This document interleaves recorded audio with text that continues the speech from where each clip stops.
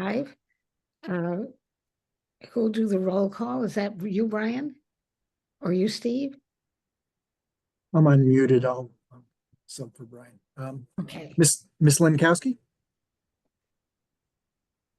Mr. Rowena? He's here. Ms. Tabachnik? Here. Mr. Cantor? Here. Miss Langalis? Here. Mr. Williams? Here. Ms. Jordan Byron?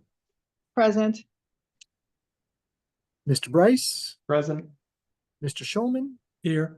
And Ms. Wells. Here. Okay, all set. Okay. The first matter before us is 2025-01, 8-24 referral, City of Norwalk, 3 Belden Avenue. Proposed lease agreement with 3 separate tenants to occupy portions of 3 Belden Avenue. Report and recommended action.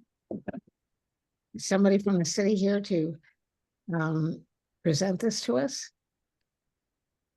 Yes, hi everybody. I'm Sabrina Godeski. I'm the Director of Business Development and Tourism for the City of Norwalk. My camera's not working, so I apologize for that. Can you all hear me okay?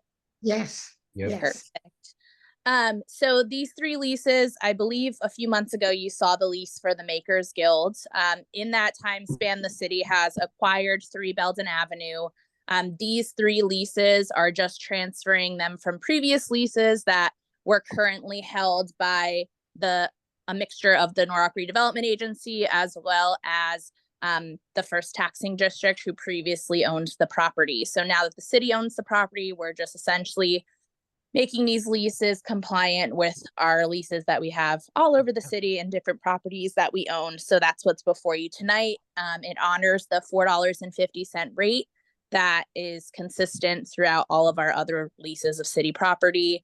And as you can see in the memos, but also in the floor plan documentation, that essentially the math is out there for you. Connection's unstable.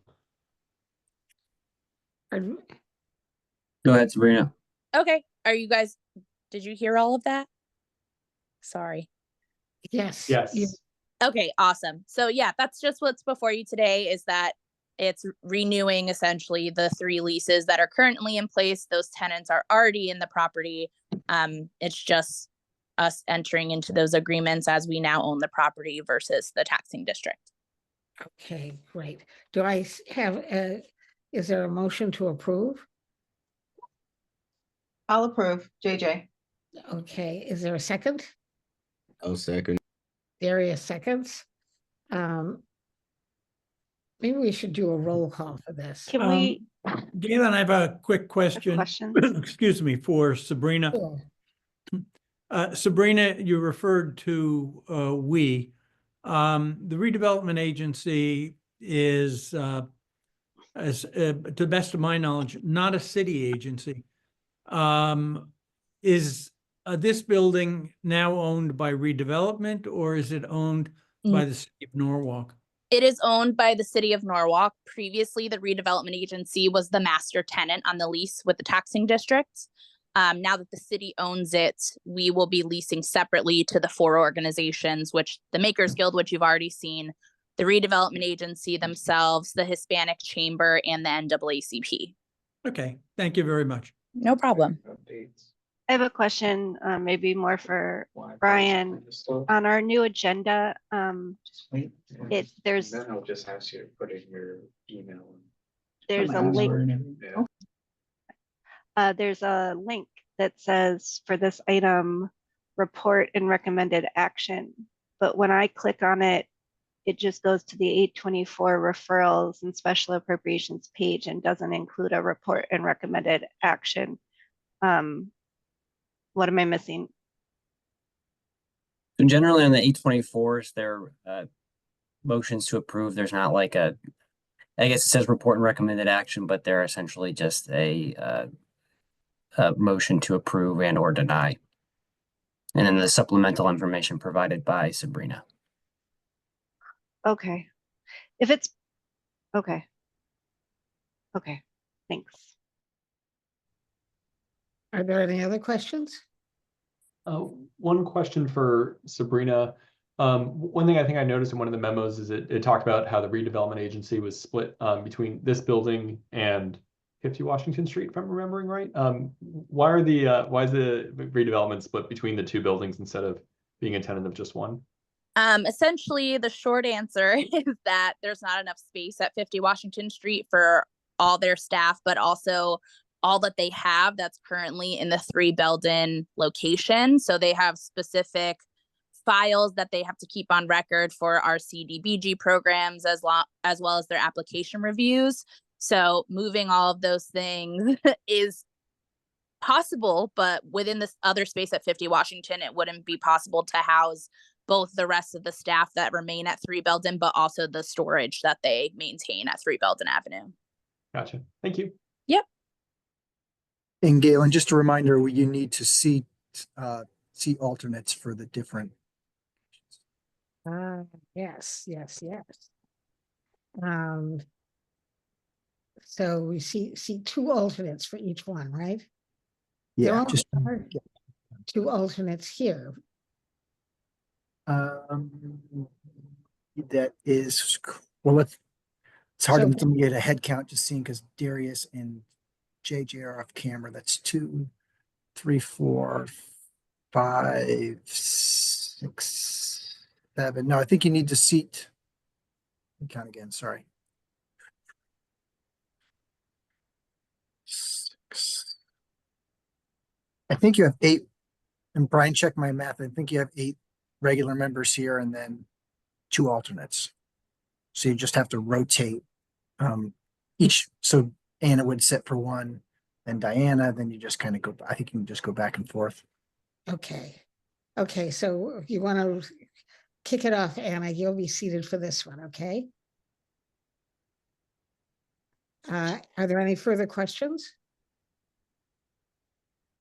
If not, can we do a roll call vote? Sure. We'll start with Mr. Williams, Yes. Ms. Jordan Byron. You muted JJ. You're I'll circle back. muted, JJ. Ms. Langalis, Yes. Mr. Cantor, Yes. Ms. Tabachnik, Yes. Mr. Rowena, Yes. Mr. Bryce, Yes. Mr. Schulman, Yes. Ms. Jordan Byron, Yes. yes, and Ms. Wells. Yes, That's unanimous. okay. Wonderful, thank you. The next matter is 2022-SP-13 SP Associated Food Distributors, 16 Muller Avenue, bond release request for approved single-story manufacturing and warehouse building. Report and recommendation. That recommended action. So if you'll remember this one, it's a request for a bond release. This was one that we had years ago for as mentioned, a small manufacturing facility. They've since received all of their permits. So they are essentially just asking for their soil and erosion bond back, which staff has no objection to releasing. Does anybody have any questions? This one, I think we'll seat Diana. Do we want to do a roll call vote? Whatever you prefer. I'll move approval. Thank you. We need a motion first. Thank you, Lou. So Lou moves, is there a second? I'll second. Okay, Tammy seconds. Now we'll go to a roll call vote. Ms. Jordan Byron, Yes. Mr. Williams, Yes. Ms. Langalis, Yes. Mr. Cantor, Yes. Mr. Rowena, Yes. Ms. Lankowski, Yes. Mr. Bryce, Yes. Mr. Schulman, Yes. and Ms. Wells. Yes. Okay. The next item is 8-19 SP 10 Willard LLC, 10 Willard Road, District 5, Block 17, Lot 2. It's a request for bond release for approved 219 unit multifamily building and self-storage facility. Yep, same thing as the last one. This is that, it's a self-storage building in the apartment building behind CVS on Westport Avenue. They've since received all of their certificate of occupancies and permits, so they are requesting that their bonds be released for the project, which staff has no objection to. Does anybody have any questions they'd like to ask? Does anybody, would anybody be I'll move interested in making approval. a motion? Look, So moved. Commissioner Schulman makes a motion. Is there a second? I'll second. This is Chapin. And we'll have Anna seated for this, since we're going back and forth. Can we do a roll call vote? Certainly, Ms. Jordan Byron, Yes. Mr. Williams, Yes. Ms. Lingallis, Yes. Mr. Cantor, Yes. Ms. Tabachnik, Yes. Mr. Rowena, Yes. Mr. Bryce, Muted. Yes. Mr. Schulman, Yes. and Ms. Wells. Yes. Okay. All right. Okay, Galen, for the next line item on the agenda, I'm leaving my office now, so I'm gonna be off. My phone is gonna be off, but I will log back on once I get home. So you can seat Anna permanently for this one? And Diana, okay. Oh, But and we'll Diana, both- I'm sorry, yes. Both- All right, both but alternate- I'll log back on once I get home. Okay, wonderful. Thank you. All right, thank you, bye-bye. This is 2024-64 CAM/SPR IJ Group LLC, 24 Belden Avenue, District 1, Block 38, Lot 8. Coastal Site Plan Review application for the construction of 2 5-story additions to an existing structure to add a 96-room hotel, 100-room unit multifamily use, to add those to the existing office retail uses. The report and recommended action. Who's here is Adam, I'm here. Adam Blank here to represent the Yeah, petition. applicant, yes. Okay. Great, thank you, Adam Blank. Live here in Norwalk for IJ Group LLC, owner of 24 Belden Avenue. Let me try to share my screen here. So do I just confirm, did that come up for you folks? You see an Yes. aerial? Okay, great. Yes. So I'm giving you an aerial of 24 Belden Avenue, and you can see it's kind of a funky shaped lot. In fact, I think you'll see us in a couple of weeks on a subdivision to try to split it so that it's actually 2. But for tonight, we're here on a site plan and CAM application for this property, although all of the work that's proposed relates to the main building. This is the OTB building down in the corner over here.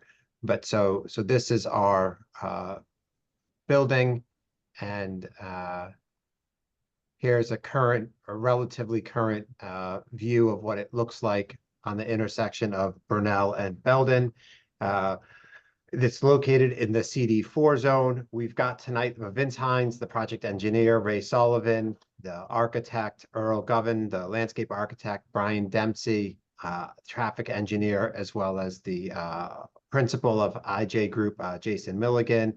And all of those folks other than Jason will give you at least a brief presentation tonight, and Jason can answer questions, but won't be doing a real formal presentation. We've received sign-offs from Building, Fire, Health, and WPCA. We have received comments back from DPW and TMP.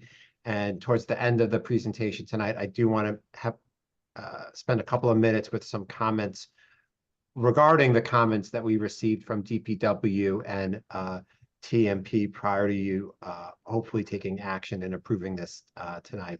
So the property is about 1.43 acres. Again, at 24 Belden. It's on the corner of Belden and Burnell. You've got a mostly vacant 6-story office tower over a large area of single-story retail, which this main structure would remain, and we would construct 2 5-story addition or 5-story towers, a hotel and office. I'm sorry, hotel and apartments. And I'm showing you a new rendering. This would be the hotel going back on Burnell, the existing building, and the new apartments. There's about 45,000 square feet of office and a similar-ish square footage of retail. We're working with potential retail tenants and in fact a potential retail owner that may want to buy that retail space. So it's unclear whether that will ultimately be a single user or multiple users because it's a fairly large space. And we're also working with a hotel partner to operate the hotel. So there are some components of the plan that will remain in flux until all of those are dialed in. But this is the basic for at least for the approval stage of what we're proposing. This has obviously been an underutilized site for, I think since before the Avalon, which is now the Confluence went in, it's been sort of a underutilized or underperforming, kind of ugly, dilapidated site. And I think this proposal will bring quite a bit of activity to the street and will be a very, very significant improvement over existing conditions. The office would remain office. The retail would essentially remain retail. And actually the footprint is really only expanded by about 2,300 feet. It stays essentially the same. The hotel, I think it was originally 96 rooms proposed. Originally, you had a 2-story step back that became a 1-story step back since we've filed. That allowed for the hotel to increase in size essentially to 99 key. So it's a 99 key hotel on this tower. And the apartments, which was I think originally 100 units, expanded to 102 by virtue of the single-story step back. Unfortunately, the cell tower equipment is a different owner who has a long-term rights to the cell equipment, and we aren't able to move it or take it down or interfere with it. So that will remain, but will be much better shielded by the new building that will surround it. As part of the development, there'll be 10 new workforce housing units created. The existing site parking would remain unchanged, which is about 85 or so garage spaces below 24 Belden. And then the neighboring property at 26 Belden, they have shared parking, and there's access to about 205 shared parking spaces under 26 Belden. This project was referred out for architectural peer review to BFJ. Over the last month and a half or so, we've been working with BFJ and had some conversations with them and received input that we've attempted to both work into these plans, and their suggestions were really very, very good. And I think unless it's changed since I saw it, you have a draft resolution to approve with various conditions related to BFJ's comments. And unlike on other applications, I think you'll hear that we don't disagree with any of those conditions or recommendations. We're in agreement with it. And we actually think, I don't know if BFJ is going to speak tonight, but they have very positive things to say about this being a very substantial improvement from existing conditions. And hopefully they'll say that if they're here tonight. So I think with that introduction, I'm going to turn it over to the team, but then I will talk a little bit at the end about some of the comments we got from DPW and TMP, although I think some of those will also be addressed by the team members With that, I think, but can we start with Vince Hines, the engineering? Good evening, everybody. For the record, Vince Hines, licensed engineer with Redness and Mead, having offices in Stanford and Wilton. Our office has provided the engineering and surveying services for the redevelopment project here. So I started sharing my screen. The site is primarily developed under existing conditions with minimal green area along the Belden Ave frontage and wrapping the corner to Burnell. Under proposed conditions, as you can see here, the horizontal building footprint increases, like Adam said, by close to 2,400 square feet, which is mostly in the kind of southwest corner and southeast corners of the site. But we're under the 90% maximum for zoning, impervious coverage, and that includes us installing a little over 10% of pervious surfaces, being permeable pavers on the on-site walkways, and then some new landscaping zones. And then nearly 15% public realm along the frontage of the site. And maybe this picture here of the coverage exhibit is a better representation of, the areas of green versus areas of building and impervious coverage. With respect to, and I'll keep this up, with respect to stormwater runoff, kind of similar to the zoning impervious coverage question, we've reviewed this and included it's close to 1,700 square feet of permeable pavers, as well as about 3,350 square feet or so of green roof trays on the building roof, which allows us to account for both water quality improvements for the site and runoff attenuation, meeting DPW standards.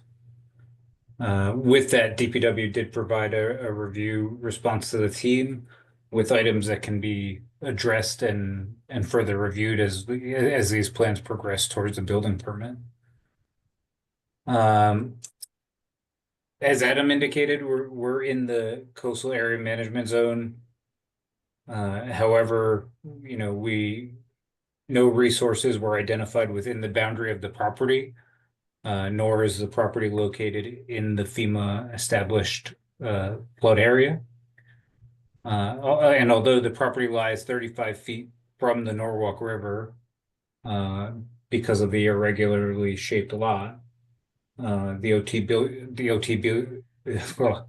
OTB building is remaining as is, and the actual development scope is closer to 235 feet from the river.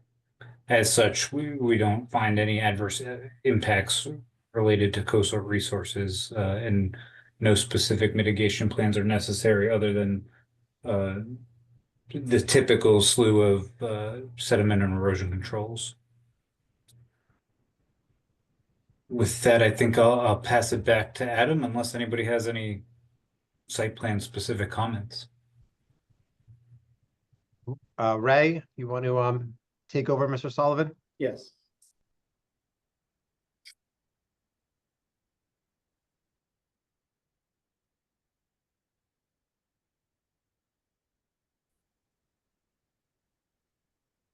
Good evening. For the record, my name is Ray Sullivan of the Sullivan Architectural Group. We're located at 155 Broad Street, up on the Milford Green. So I'll try to go through this. I know Adam went through most of it already. But this is the existing office building. The existing retail starts at the far corner and goes all the way over to approximately this spot right here. It cuts back for the office, but the building goes all the way back to the end. So as Vince just reviewed, other than, like approximately 2,400 square feet, we're really using the existing footprint. The uses that we have is the existing office, the retail. We've got a 99 room hotel facility here. And, that facility is approximately 61,000 square feet. And then on the far left side, we have 102 apartment residential building here that, that building is approximately, 72,000 square feet. On this particular rendering, the original one, we had this as kind of a darker gray tones, and then we had actually red brick back here. We studied it out, and we thought that bringing the red brick up here and kind of accenting it on the other side of the office building was the right thing to do. In review with BFJ Planning, I think they had a similar recommendation. So I think we're on the same page there. If we view the building from the opposite side, this is the length of the residential building and along the access way. And again, the retail wraps the corner and goes all the way along the front.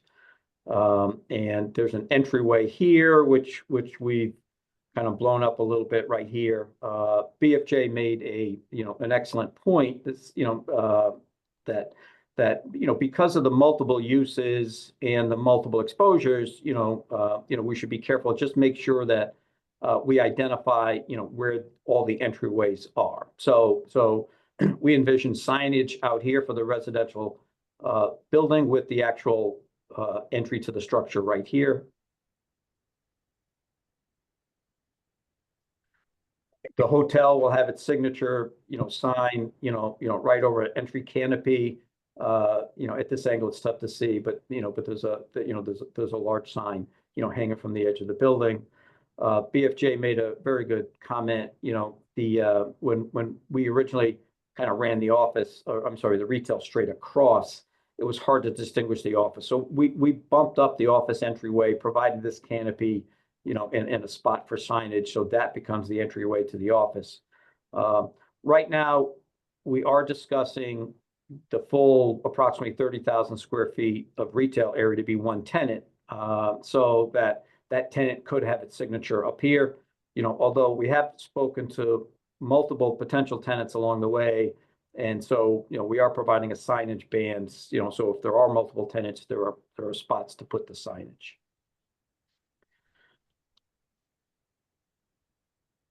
So if we look at the first floor of the building, here's Burnell and Belden is down at the bottom. The yellow is the loading area. I'm sorry, the yellow is the retail area, and that retail area is approximately 30,000 square feet.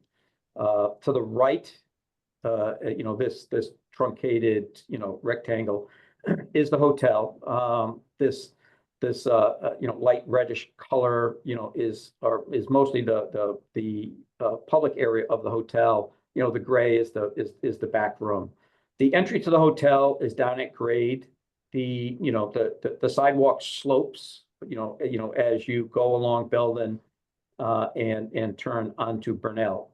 And so the entry to the hotel is approximately half a story below the main level of the hotel, and it's half a story below the retail and entry to the office area. So, but when you do come in, the reception area, offices and whatnot are down at that level. It's open half a story up to the remainder of the public area of the hotel, and we've got elevators and stairwells to service that. Again, the retail entryway is in front. One thing we did provide is that the kind of the high point of the site is over in this far corner, and that area of the site is approximately level with the floor. So what we did was we created a walkway from that area that went all the way along the face of the building, so that somebody could walk level. And if there were multiple retail tenants, they could access each one of them. This isn't an exit stair, out of the office building above, or you can get over to the office entryway here. And again, the entry to the residential is on the side. There were some questions about drop-off areas and loading. So for this particular tenant, and this particular tenant is very specific on loading. We have two large loading bays right here off the access way. And for this particular tenant, you know, the bays are wide, you know, large trucks can come in, you know, they can unload, there's a lift, you know, he'd like to put a mezzanine in here to be able to store all his materials, you know, for display out here. So that is how the retail loading is handled. The residential loading is handled right here. We have an oversized loading bay that's very, very deep. This represents the trash chutes coming down so that we can get you know, trash out of the building. It won't be shown, you know, it won't be stored on the outside of the building. It'll be stored on the inside of the building. And we are working with this tenant. You know, we may modify the residential lobby to get it closer to the residential loading area. You know, but it's all pretty close. For the hotel, and again, what we are doing is we are repurposing this building, you know, which has been here for quite some time. And so what exists is in the back of the hotel, we've got a common kind of loading corridor area. So this is the old Avalon building here. And so what happens, what exists now is there is a very durable, well-kept, well-lit access way that's level that brings you from down this corridor over to loading docks, trash receptacles, and access way down to grade. So, you know, it's a little bit longer than we'd like it to be, but again, you know, we're repurposing the structure. This loading access way exists. It's concrete block, very solid, very stable, very well lit. And so for hotel operations, you know, they can load, unload here, you know, bring it down, you know, into this loading bay and distribute it, you know, throughout the hotel facility. Regarding the office area, and I'll handle the office area loading and kind of drop off this, you know, on the same document. This right here is the entry to the parking garage, you know, off of Burnell. You know, you'll see all these columns here, the dotted lines for footings. So this is the existing structure, you know, of the lower level parking garage. So, you know, if somebody were getting dropped off, if somebody got picked up at the train station, took a cab to the hotel, you know, the cab would enter the facility, loop around, and drop you off at the lower level lobby, which has multiple vertical circulation components.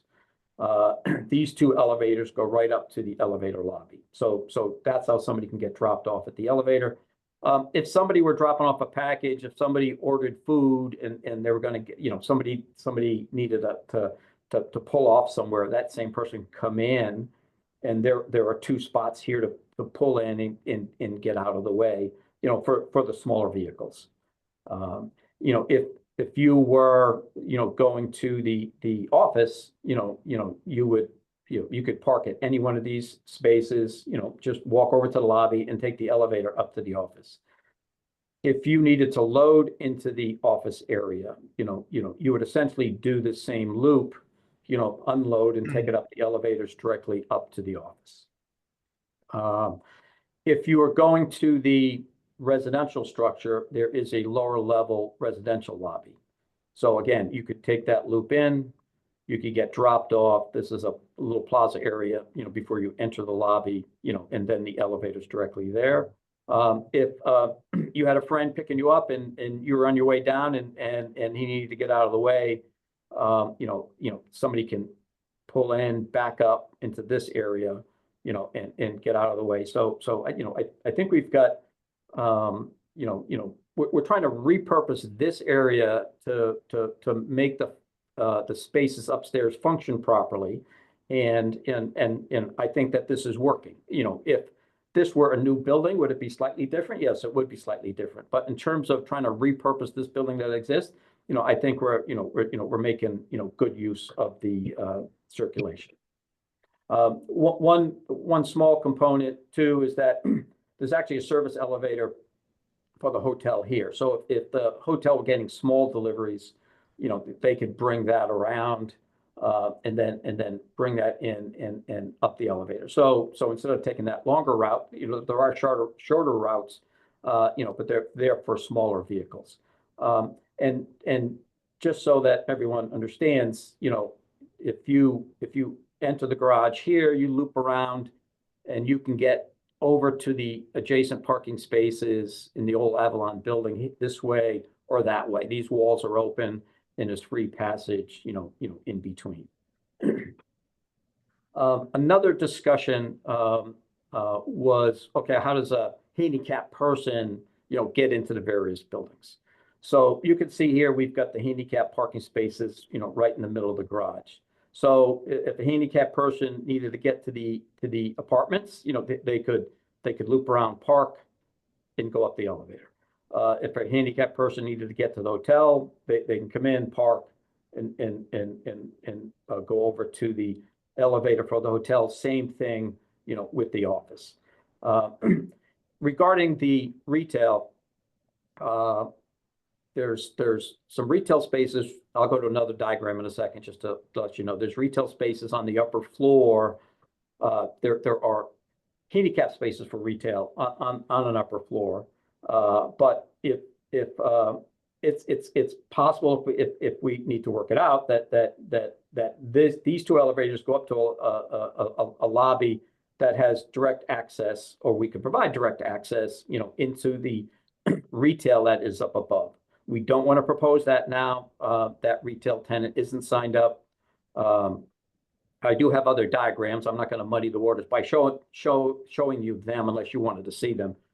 But it just shows if we've talked to other tenants, other very interesting tenants, and the ground floor up above has a very different layout. So that's why, are we going to take a handicapped person from here up that elevator and work our way in, or are we going to take it from the spots above, or are we going to take it from can we get it off of Belden, or can we get it off the side road? I think we've got multiple options to do it. We've got the handicap parking provided.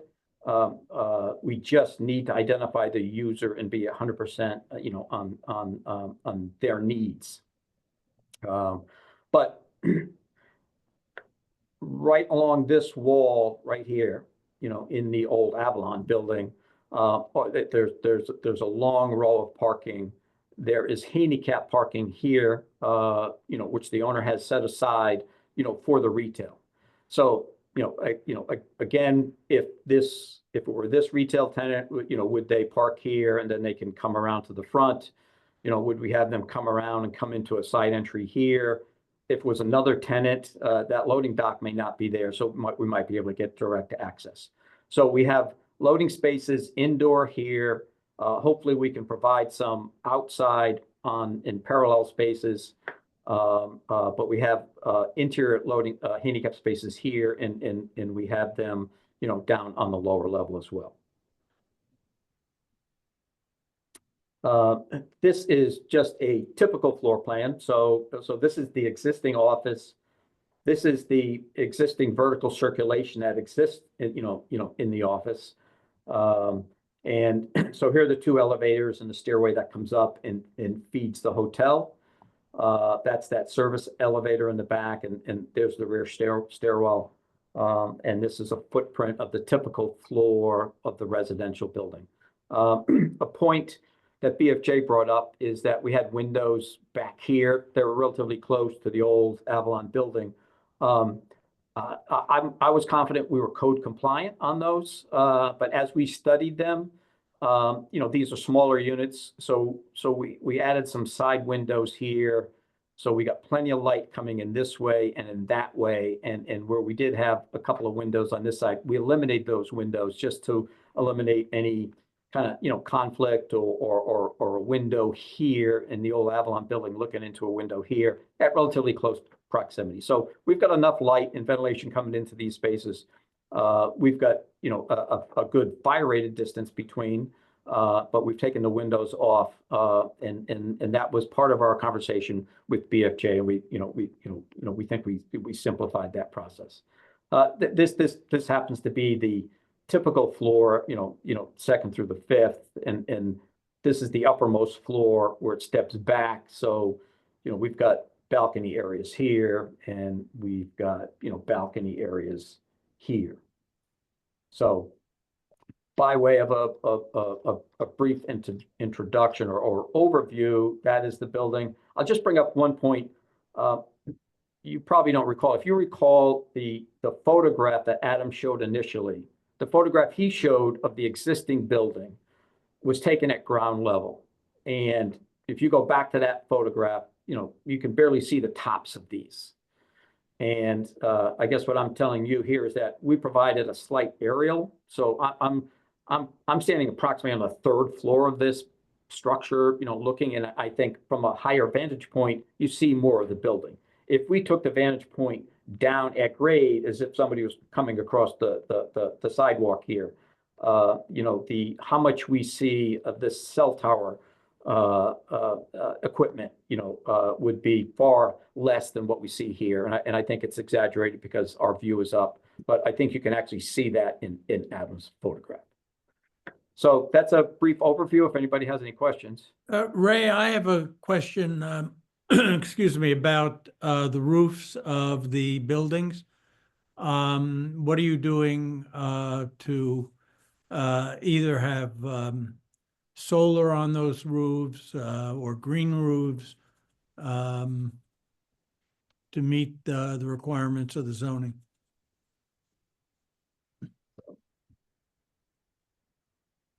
So, there is a green roof on top of this, and the backside is a green roof. This is actually a rooftop plaza that is usable for the and accessible, for the residential apartments. We are kind of calculating the amount of solar panel we need to put on the roof, but the roofs right now are unencumbered. We don't have amenity area up there, so we're calculating the necessary solar to put up there to meet the zoning laws. Okay, thank you. If there's no other questions, we'll turn it over to Earl for landscape architect. Okay. For the record, my name is Earl Govan. I'm a landscape architect with Blades and Govan. If I could share my screen. This one. I can quickly go through the landscape. Can you see that?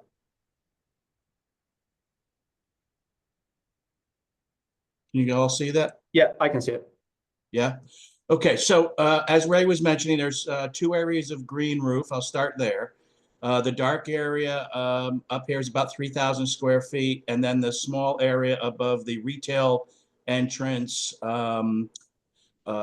is a little smaller, 350 square feet. And I think those things, they need to be refined slightly to meet the requirement. But I believe they meet the requirement for the stormwater, the green roof requirement. The second story terrace has been developed to include some landscaping, both annual, perennial, and some shrubbery. Those also include privacy screens to provide some privacy for the users inside the building. That's again on the second mezzanine level or second level. We have some details that I'll show you quickly afterwards.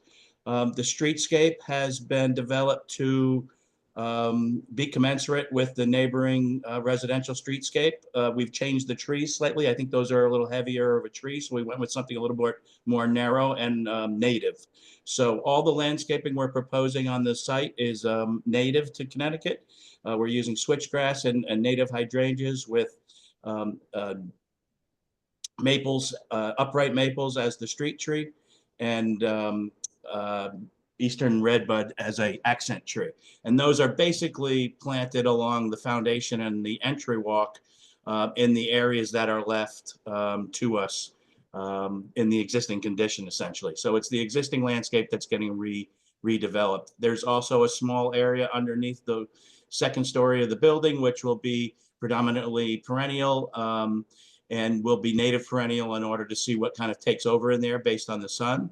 But it will get sun. That the roof is high enough where it will allow to get some sun in there.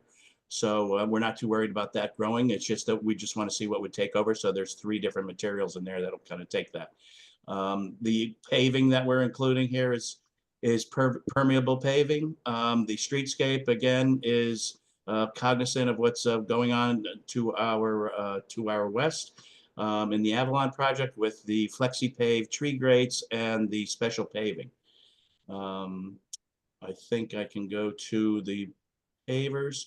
So we have a detail here that matches the West Ave, I guess, is what it's being called out as, with benches and trash receptacles and the street lights to match the surrounding street lights. They're being located, so the rhythm of the streetscape is based on the existing light poles, so that we're locating the light poles where the existing ones are. We've got a little detail here of the screening up for the terrace areas where we might have a window behind or an area that we don't want to access. We have some privacy screening that'll have growth on that. And then our green roof trays are 4-inch deep trays that should meet our requirement for stormwater and will be planted with a mix of Pennsylvania sedge, northern oak grass, purple love grass, little blue stem, and aster and Indian grass, which are all native to the area. So that's generally the landscape plan in a nutshell, and be happy to take any questions. If not, I can turn it back over to Adam. All right. Brian Dempsey, the traffic engineer. Brian, you want to do a brief presentation? Thank you, Adam. Brian Dempsey. I'm a licensed professional engineer from the firm DTS Provident Design Engineering. Excuse my voice. I'm fighting the end of a cold, but trying to get through it. So we performed a traffic impact study, which was dated back in September 27th. To prepare that study, we did scope it with TMP. In terms of the number of intersections, we looked at 9 intersections, and we went over other scoping items within the traffic study. One item that was brought up in the TMP review, when we were doing the count, we were doing the study in the beginning of September, we couldn't perform traffic counts because of ongoing construction in the area. So we were provided traffic volumes from the city as well as from the 23 Isaac Street study, the 61 Wall Street study, and the Wall Street corridor improvement study, and from Connecticut DOT. We utilized those traffic volumes in our study so that we could see what the conditions are. And we did talk to TMP because they were going to be doing some additional counts themselves. But again, they couldn't count because of the construction. So they didn't do their counts until either November or December. We just received them last night. But we had agreed we'd compare those volumes to what the volumes were that we utilized in our study. They were actually very close. Some of the older counts were actually higher than the current counts that were just performed. When we did the analysis, we utilized the improvements that the TMP is considering. We looked at it both with and without those improvements, such as Burnell Boulevard eventually becoming 2-way. And with our traffic, which we are not generating significant traffic, we in terms of trip generation, we'd have about 65 trips coming in the morning, 55 trips going out, and in the evening, 52 trips coming in, 72 trips going out. And we took no credit for the traffic that would have been generated if the existing building was reoccupied. We didn't take any credit for that. So with that, we distributed the traffic to the roadway network that was reviewed by TMP, and we've determined all the levels of service, ended up good levels of service.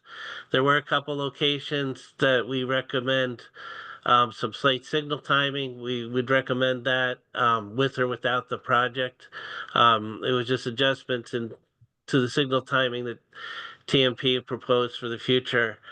Again, we ended up with good levels of service, no improvements necessary as a result of the project.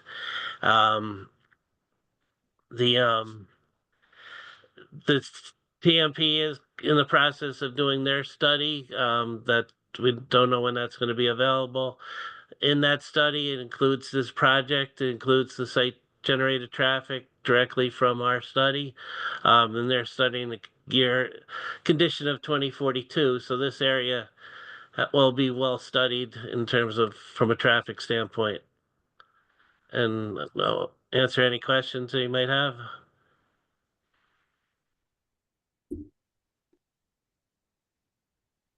Hey, there are no questions. I want to just talk briefly about a couple of the comments we received from DPW and TMP. I can, maybe Brian, if you stop share, I'll share. Yep. Yeah, great.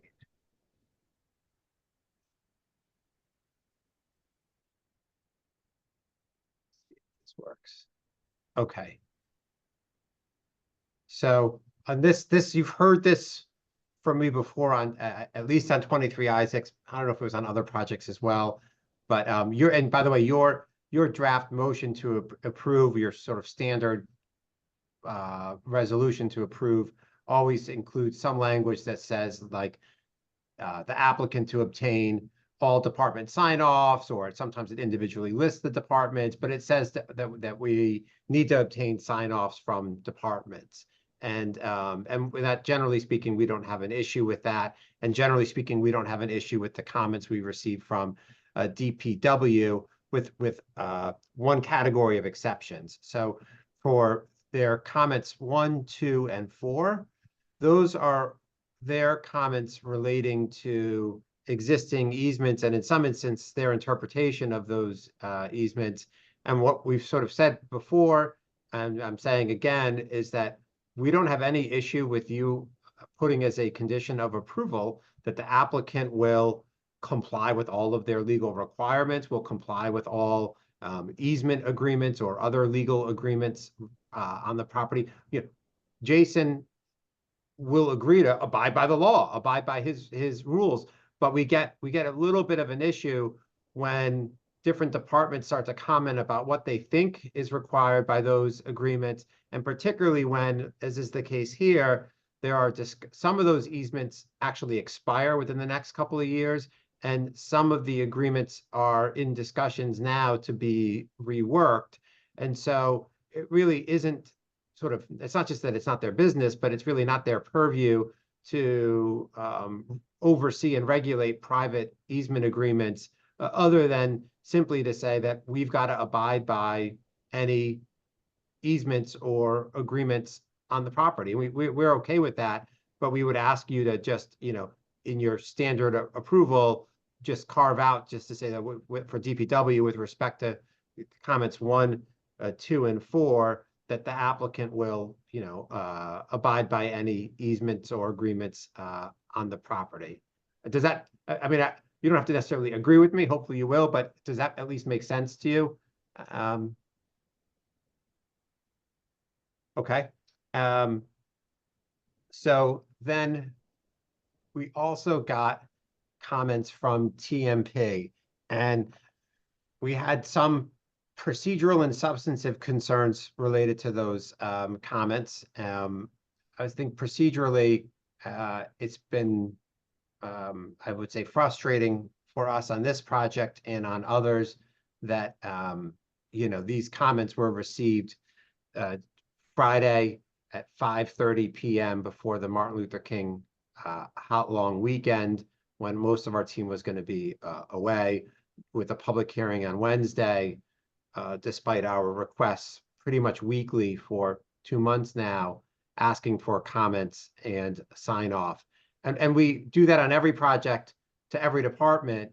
And, you know, sometimes departments have backlogs and things come up and there you get comments late.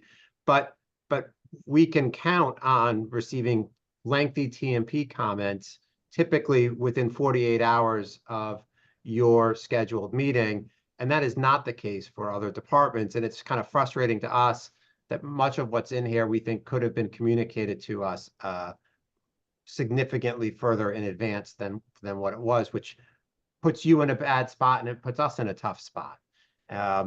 So that's sort of procedurally. Now, I think substantively, we had some concerns about their memo and any conditions that you might want to condition an approval on that relate to TMP's comments. I mean, look, an initial overarching concern is that their first 5 or 6 comments, they spend probably half of their memorandum relates to concerns they're expressing on parking availability. And as you well know, there are no parking requirements in this zone. We can provide 0 parking spaces and fully comply with all regulations. There is no city ordinance or authority that TMP would have to require parking to be provided on site or in any other sort of manner. And so, you know, if they want to make suggestions that are optional, sure, that's fine, and we'll take a look at it. Some of them may be good, but to the extent that they're attempting to backdoor impose parking requirements, they don't have any authority to do that, both under the regs and under their ordinances and their power. Additionally, you know, we understand that that there's a push by some to abandon the no parking requirement in Norwalk before it's been a single project even built under it, which I have an issue with. But putting that aside, the rationale that they give here is that I guess they went in and did some surveillance and decided that into whatever their projections of the total possible demand that might come from our site that might spill over to the Yankee Doodle garage, that under for I guess an hour a day, it's possible that it would exceed capacity by 8 cars. Now, of course, if you look at what the actual numbers are for the Yankee Doodle garage, you'll see that under current conditions, most of the parking at the Yankee Doodle garage is from Ford McMahon. It's for them to store their inventory, which I would suggest is maybe not as important of a use of a public parking garage as public parking. And if you were to, I don't know how they came up with all of their numbers, but whenever I'm in that garage, which is fairly often, when it's not the Ford cars, you've got city vehicles that are sort of permanently parked there. So that garage has an enormous amount of capacity. We think our site has a lot of capacity. We also think she looked like she got that top on Timo. We also think that you know, Jason owns 40 other properties in the immediate vicinity, including across the street, right here at I have it right. No, right. Yeah, right in here. With excess parking. You've got, I mean, look at this giant, the office surface lot that at every night is completely open. The courthouse that's closed with their parking. The Eagles Lodge has tons of parking. There's an abundance of parking in this neighborhood generally. And we're not concerned about the ability to park it. And if we have parking issues, we can always add valet, and we can always work arrangements with Jason and with other properties for evening parking when it might be needed. So again, we think for the traffic, the parking concerns that TMP raises, we don't think that's sort of a condition that can be imposed on us because there are no parking regs. And I mean, although they're complaining about the capacity now, when we embarked on our study, they confirmed for us that the supply breeding, that there's sufficient capacity in the Yankee Doodle garage, which included our project. Let me see, so that's their comments 1 through 5, all related to their sort of parking demands. Ray, number 6, we've tried to address them all for you tonight in a verbal fashion, but 6, I think Ray in detail went through how the delivery and drop off would function.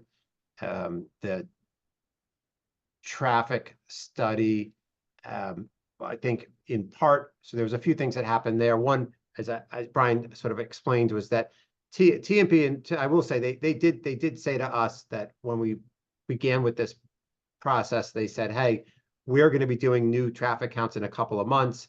And so can you wait 2 or 3 months with your application till we have new counts?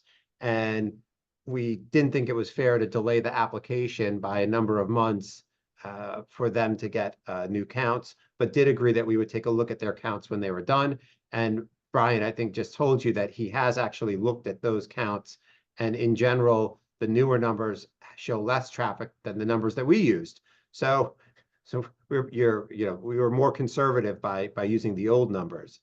They had a concern about some of the intersections that were studied, and they actually wanted us to go all the way out up to Route 1 up here. I think it was at this intersection and maybe at this intersection as well. And on a special permit, that may or may not, but that may be sort of fair game. On a site plan application, the state statutes and your regs comply with it, but the state statutes say that for a site plan, as long as your use is a site plan use in the regs, it is deemed not to create a traffic problem, and it cannot create a traffic problem. It's irrebuttable. The only reason that a traffic analysis can be asked for of an applicant on a site plan application is to just ensure that the way that the site is laid out for entrance and exits isn't, and sight lines aren't going to pose a traffic and safety concern for those immediate intersections at the site, which we've obviously looked at in our traffic report. So we think the scope of the report was certainly adequate for a site plan application, and what's been requested, it far exceeds what's permissible for a site plan application.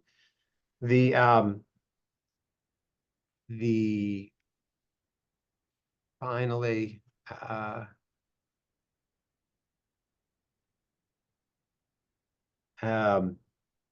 the TMP had a comment about, and this is the same as the DPW concern in number 15. They have a concern raised about easement agreements. And again, we have no issue with you issuing an approval that requires us to comply with all the easement agreements or other agreements on the property. But we do take issue with with a condition that goes further than that. As an example, this easement agreement that they're talking about actually expires in May of 2028. So realistically, somewhere around the time that this project would be ready for a CO, this won't even exist. Yet it might be a permanent condition of approval the way that it's laid out. And with Brunel likely to go 2A, I'm confident that this is going to say something quite different in the near future. So, we would just ask you not to make the TMP comments a condition of approval, other than that we'll comply with any easement agreement on the property. And I'll just sort of finally, just in summary, just say that, this is an adaptive reuse of a property. I can't imagine that you look at it and say that Norwalk would be worse off with what's shown in those renderings than what we have currently. Is it perfect in every respect? No, it's not. If you were designing a new building from scratch, would you design it exactly in the same way and lay it out the exact same way? No, you probably wouldn't. But it is so much better than what's there now. And if you start to get really pushy on some of that stuff, then the numbers don't really work to tear that down. You end up getting an owner who's just going to let it sit and try to fill the office if they can, and fill what they can of the existing retail. And so I think the plan that you've seen in front of you, it's not just okay. I think it's great. I think it's a massive improvement, even if it's not 100% perfect. And I think it complies with your regs. So with that, I'll be quiet. And if you have questions for us, we're happy to answer. I'd like to turn it over to BFJ and see if they have, our architectural reviewer, and see if they have any comments for us at this time. Yes, thank you. This is Frank Fish. There's 3 of us on from the BFJ and Perkins team, myself, and then Jonathan Metz is on, and Suzanne Goldberg is on. So I can just highlight first where we are in this, and it's been briefly described earlier, but we did provide you all with a memo. We went over our original memo in a meeting with the architectural team I should say the applicant's team that's just presented to you, and particularly with Adam and then Ray Sullivan from their group. They then agreed to a list of items that they would change and that we had described as conditions to an approval. So I thought what it would be good to do tonight is for me to maybe cover, we had sort of 3 areas. The first was the ground floor, the whole approach to the building, signage, landscaping, how it works, how you get into it and out of it, including handicapped access. And then materials, which I'll turn to Jonathan Metz on. And then finally, something that came up in our meeting, which I think the applicant has clarified a lot more tonight, and that is the top of the building and those antennas and telecommunications, and the fact that they're hard to change. They're hard to sort of prevent views of, but if you are looking at it from the street, as they mentioned, it's less than shown in their views of the building in terms of the renderings. But the first one, I'd like to just introduce it by saying we do agree. I think everyone might agree, and that is this site. We've been there a few times now. This is not one of Norwalk's greatest sites and buildings. So what this represents is a clear improvement. We think it is an improvement, and we think it adds to the area. So I want to just introduce it that way. We do think also the changes they've made, particularly to, we felt the building as originally described was just a little bit, I don't want to say dark for the area, but some of the surrounding buildings are brighter, lighter materials. And I think they've responded to that. And they've shown that in their cross-section. So we're sort of pleased with that. And then at the ground floor, there were a number of issues for us. They've addressed them in the sense of we felt it was, we understand the plan, but we felt to the shopper or layperson just going in, it was not clear. It's not clear where the office entrance was to us. They've now revised that slightly. They've tried to demarcate it more clearly. Because one would think that the office entrance would be under the office building, and that is the retail entrance. So they've clarified that a bit, and we went through with them on the idea of an entrance that would be to the west of the building, toward the roadway that goes around the building and separates the building from the adjacent residential, because that's where some of the parking is that they're relying on. So retail people, shoppers rather, who park to the west are going to look to enter the building, we think, on the side of the building. So that was one comment we've made. They said they would take that into consideration. So we're looking to see that. We haven't seen a set of drawings resubmitted. So those, that's why we suggest tonight that there be conditions of approval that are all listed in our memo, and we will be able to show you a list of those in a minute.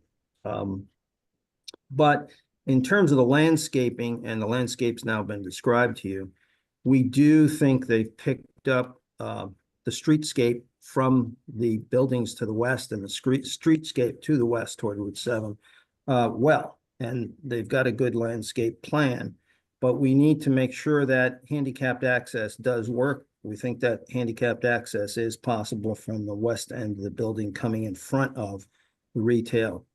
The other question we had was some of the handicapped access from the ground floor. They've I think clarified some of that tonight. We realize there's a difficulty for the applicant because one retail space is different accessing from 3 retail spaces. So as that's developed, that handicapped access should be specified clearly on the plans.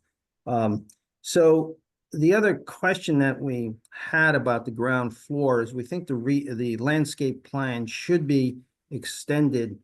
And I realize the street may become 2-way, but right now it's 1-way situation.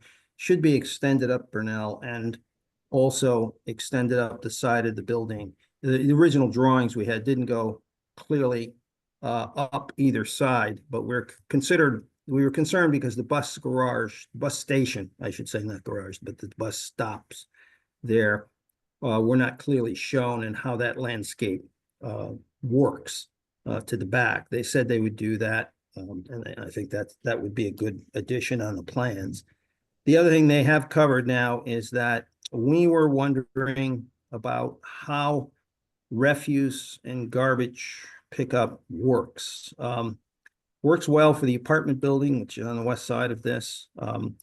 But for the hotel, it seemed to us originally, and I think they have clarified this now, originally that would all be coming out on the boulevard on Burnell. And we think that creates a situation of congestion in front of the hotel that we don't think it's good for the applicant, actually, but also not good for street traffic. You've got buses traveling south.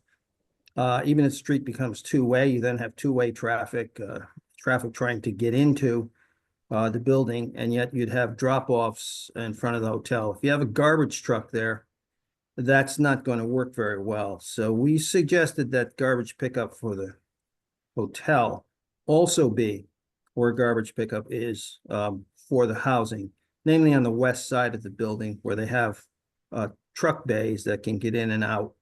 And they also have the ability to do a connection within the building to roll that garbage so that it does go to the west side, stays away from the hotel entrance, in other words, because the garbage truck would have to go somewhere. And we think it's easier on the west side of the building.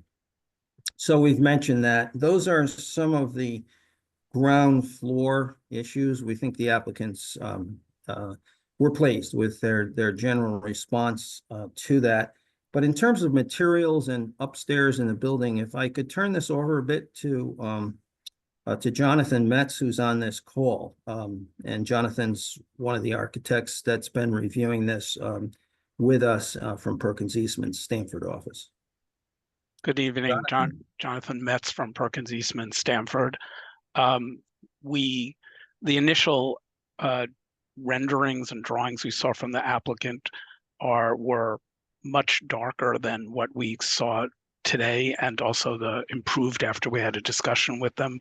We believe the building generally works well with a context that was important to us in terms of the West Street connection and the intersection of West Street and Belden, and seeing the hotel sort of tower form as prominent. We asked the applicant to increase the amount of red brick and reduce the amount of dark colors, and it appears that they have. As Frank said, the landscaping has been improved, and we feel the overall appearance of materials is more in keeping with the other sort of context of brick buildings in the area. As the window forms change between the hotel and the residential, there's a nice balance of different window types to balance with the other windows in the historic district. And in general, the massing of the building, as was noted, they have an existing office building. It's very dark, very gray. They have apparently done something for the office tower's elevator tower, which is an improvement. And from the street, we agree that from the street, the cell towers would not be as visible as on the view, which is done to show the rooftops. But there's a nice, now a more pleasing rhythm between the various materials of light and dark, and especially the improvement to the front, that prominent corner of the hotel building, which is really how you approach the whole thing. They have improved the entrances to make, as was noted, one of our comments was about the entrance to the office buildings, and particularly signage. I mean, the real thing was, as this complex of multiple buildings, to make clarity of how you enter and how you wayfinding in terms of the buildings, and using the materials to identify the uses of the buildings along with signage. So it's more intuitive. And I think just one thing I'd like to maybe end with is if Suzanne could share her screen. If you could bring up, Suzanne, the list of items.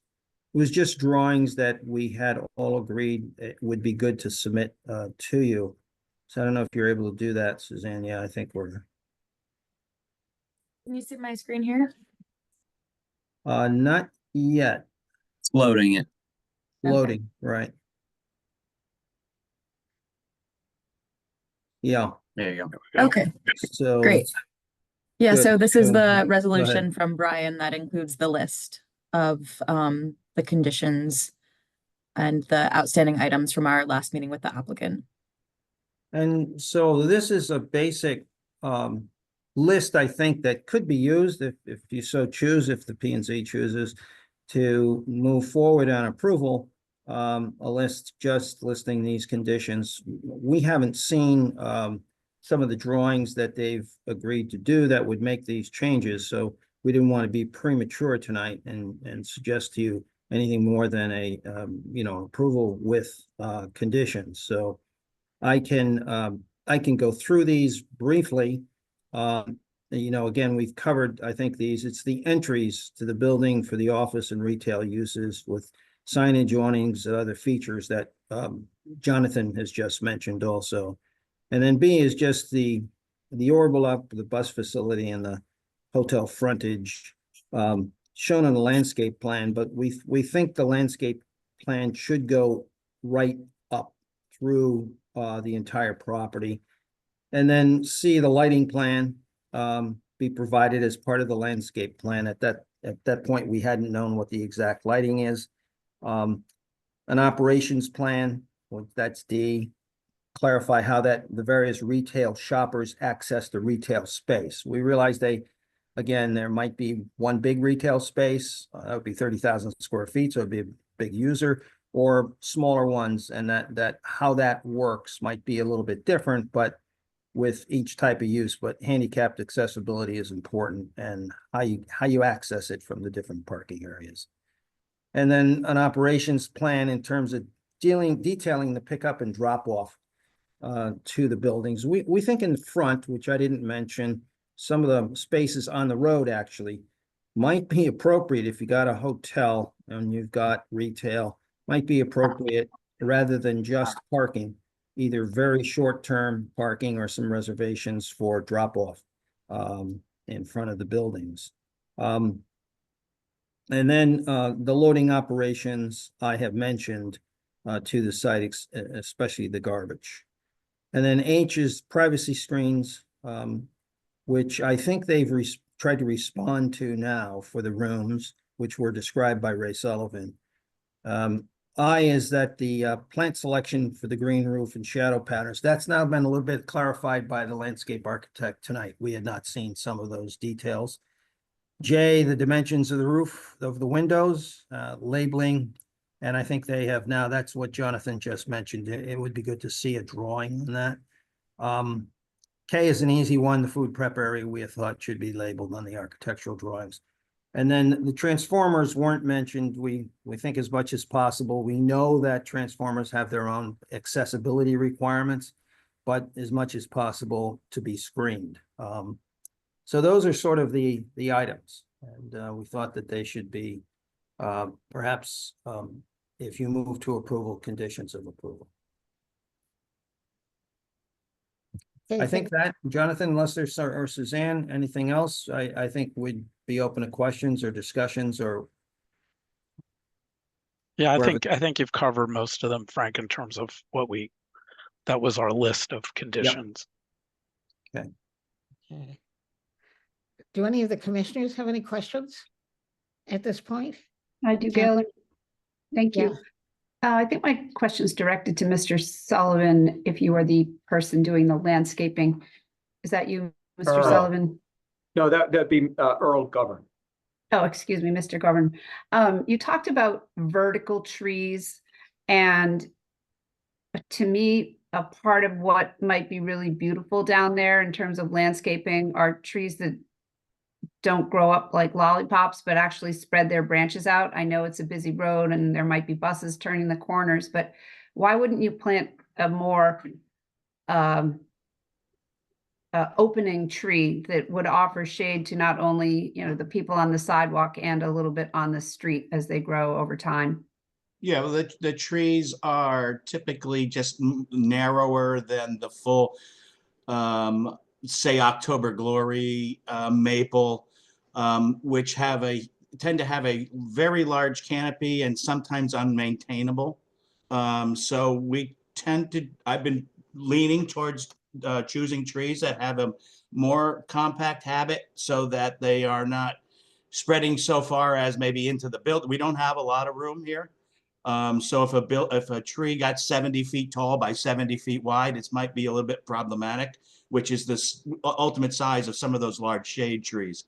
So we try to choose a tree that'll stay, within reason in its environment, right? We have a tree pit that's literally 4 by 4. So we like to try to choose some trees that may be more suited to that. They do get tall, so they break down the volume of the building. So they're meant to kind of work with the size of the building to try to maybe not be so wide and thick as more tall and substantial. And again, they're very substantial trees, so they do provide shade. And it's not as if they don't. They're just, again, not the original shade trees, which tend to get very large. And in this setting, I'm not sure large in terms of wide is the correct choice. So that's why we chose those. Okay. Are you familiar with the CVS on Connecticut Avenue and the corner of Scribner Avenue near the intersection to I-95, kind of near Stop and Shop, TJ Maxx, what used to be Swanky Frank's, REI, right there? I'm familiar with the area. I'm not familiar with the trees there. All right. Well, anyway, there are some oak trees that they just grow up like a pencil, and they're finally taking hold. That place has been there for probably 10 years, but it's so sad because they don't really offer any beauty in terms of making a nice corridor and offering shade. So that's where my comment is coming from. I understand it's a tight building, but there are some pretty trees in that little island on Belden, or one big old oak tree. And I hope when TMP renovates that intersection, they don't cut that tree down. The library has some pretty trees, so I think it would be really nice if this building, which has been so blighted, as Adam said, for years, Attorney Blank, excuse me, it would just be so nice to have something really pretty down there. Like I said, I think these will be substantial. And you know, they're probably off the top of my head, I would say their mature tree size is 40 by 60. So it's not an inconsequential tree by any stretch of the imagination. But like I said, as opposed to 60 by 60 or 70 by 70, it's 40 by 60. So and at that point, they might actually start touching. So that, you know, they're probably about 75 feet apart, I think, or maybe even less. So at some point in time, they could start touching it. But again, they won't be 40 feet into the street. And they won't be, I don't think they'll be unruly. They'll be correctly sized after a few years, and they'll start to fill in that space. So, you know, and they do have 3-season color, you know, brilliant fall color on these. So I do think they're the correct choice. And again, we've been leaning towards that because we found that some of the trees just get too big for their environment. And, you know, that kind of defeats the purpose. Thank you. No tree can get too big for its environment, in my opinion, in the city. Thank you, though. Appreciate it. Does anybody else have any questions at this point? I think what we. I think Richard does. Richard, Richard. Yes, Richard, go ahead. Thank you. I have a question for Attorney Blank. The easement agreements that the two city agencies were talking about, who are the parties to those easements? Yeah, so I think there are different parties. I think one was with the I forget what the bus commission was called back then. Former Chairman Shulman, I think will recall. But what was the bus? What was the bus transit called? Maybe it had the same name. The Norwalk Transit District. Maybe it was just Norwalk Transit. I think one or two was with what the prior owners before the confluence was the Avalon. I'm not sure. Jason might jump in if I'm missing one, but I think those were the various parties. The Norwalk Transit one's the one that expires in a couple of years. And the other ones are between private parties, not governmental or semi-governmental agencies? Yes, yeah. Because originally the confluence, which was the Avalon, and this property was a single parcel of land. And they built out the Avalon and then subdivided out this piece, sold this piece, but they kept these very complicated cross easements between the parties for those properties that we're in the process of trying to simplify. We may not, but we're working on it. Okay, thank you. Does anybody else have any questions at this? Yeah, at this- Galen, I have a couple. Good. Thanks. Yeah, so two of the questions are around access during construction. So one of which is,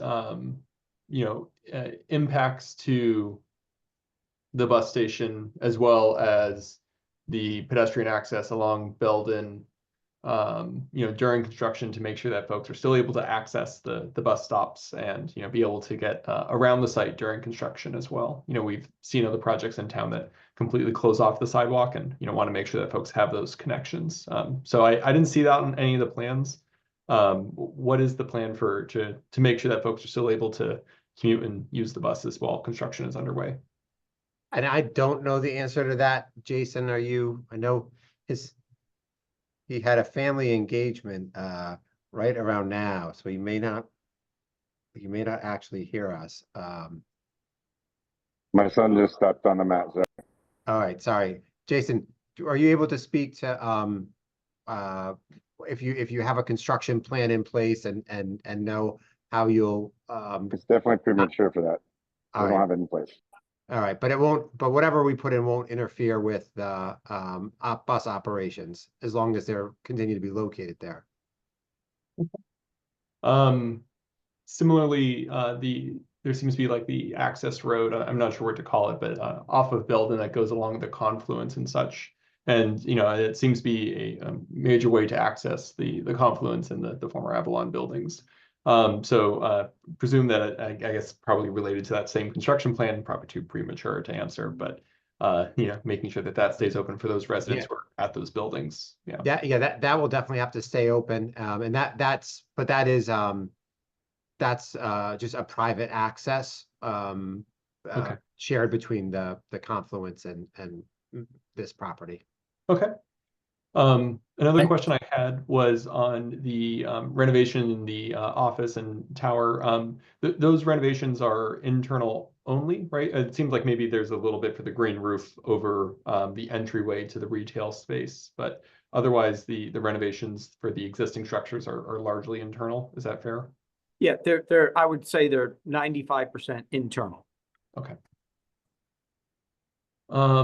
In the parking, are any spots planned to be like assigned as like reserved for hotel only use versus residential use? We saw some areas like marked especially for drop off, pickup, you know, like waiting areas and such being marked off in a certain way. Is there any plan to like mark certain spaces within the structure as like reserved for a given use? Well, you know, we haven't identified, we've been interviewing, but haven't identified the particular hotel operator yet. So, you know, it's difficult to answer that. So it's, you know, as soon as we identify, you know, that hotel operator, we'll be able to get into their specific details that they're looking for parking. And Ray's kind of saying that nicely, that they will have specific demands and that may be shared parking and it may be exclusive parking. Thank you. Going back to your first two questions, I would say on construction logistics, it is something that typically we would not be too far advanced in that logistic planning right now. But we would, like Adam suggested, need any private agreements to maintain access, obviously for the access road to both properties. And then as far as Belden Ave and Burnell Boulevard go for whether it's pedestrian or bus traffic, I know there's an on-street parking lane on Belden that we could work something out with the city if needed. And there's pedestrian crosswalks at each of the adjacent intersections that if for whatever reason a portion of sidewalk would be shut down to, you know, allow for construction activities, there would be appropriate signage kind of directing the pedestrian on how to best navigate those crosswalks. Appreciate that. Yeah, I think that's a fair minimum, although I would like to see what we see for one of Mr. Milligan's other projects in the area, right, where there is a protected pedestrian passageway. You know, further down West Ave, we see pedestrians like risking their lives walking in the lane of West Ave because they're not going to cross the street to go forward. So it'd be great to give them a protected way to cross during a long construction project. Okay, anybody else, anything further? Yeah, I had some questions. Okay, So you have 10 units of workforce housing. Can you confirm that they'll be at the 60% state median income level? No, they'll be at the 80% with a 1% fee. Okay.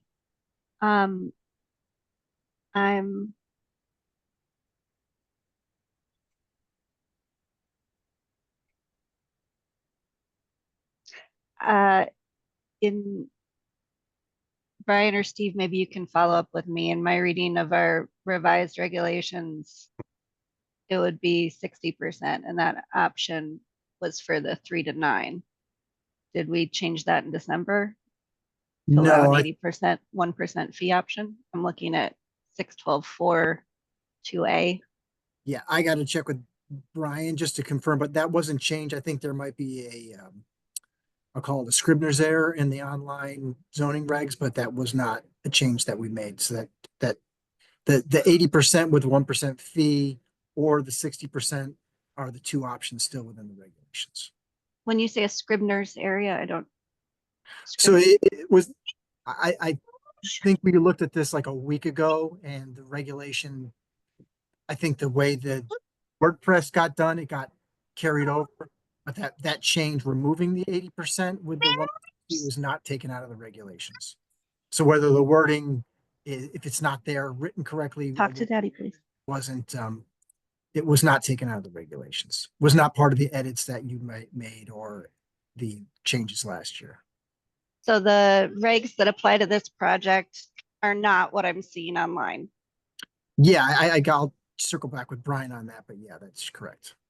Yeah, and if I may, the just to clarify, when you did the overall rewrite of the regs in the main rewrite that became effective about a year ago, you allowed for two options: a 60% with no fee, or 80% with a 1% fee. You then more recently made a couple of tweaks to the workforce housing regs. Those tweaks did not impact the 80% or 60% fee, but what ended up getting changed online deleted the paragraph that had the 80% option, which is why I think Mr. Kleppin's saying it was like a Scrivener's error and it just needs to be fixed online, but there was never a vote or action taken by you to eliminate that option. So there's a missing paragraph that has that option. Okay. Yes. And okay. And then my other question was, there's an option here that you could exceed the maximum stories or increase the maximum density of the district up to 50% if you made the apartments 50% affordable. Did you guys consider that? Yeah, we did look at it. Look at that, whether and we've had discussions with your staff about it in general.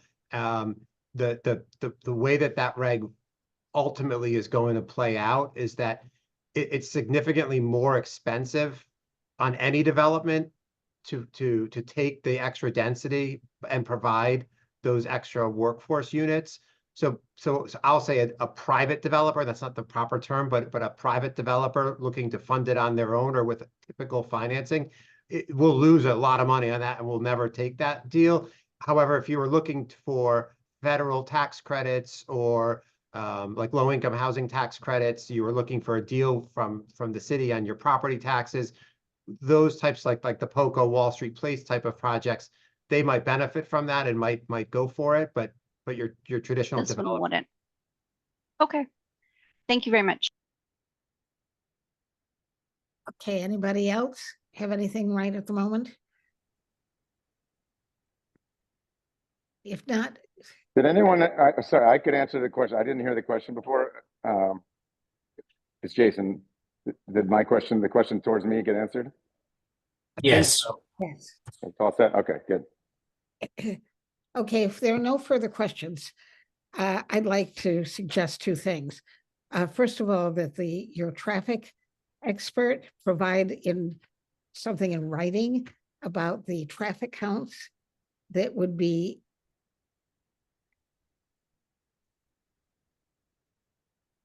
more to your benefit. The newer traffic counts would be more to your benefit than they would be to your detriment, as he testified here today. But if we could get something in writing from your traffic consultant, that would be great. Number one. And number two, I have a lot of sympathy for the fact that the TMP memo came in very late. You know, I didn't see it really till yesterday. And, you know, so I certainly have sympathy for the fact that it came in late.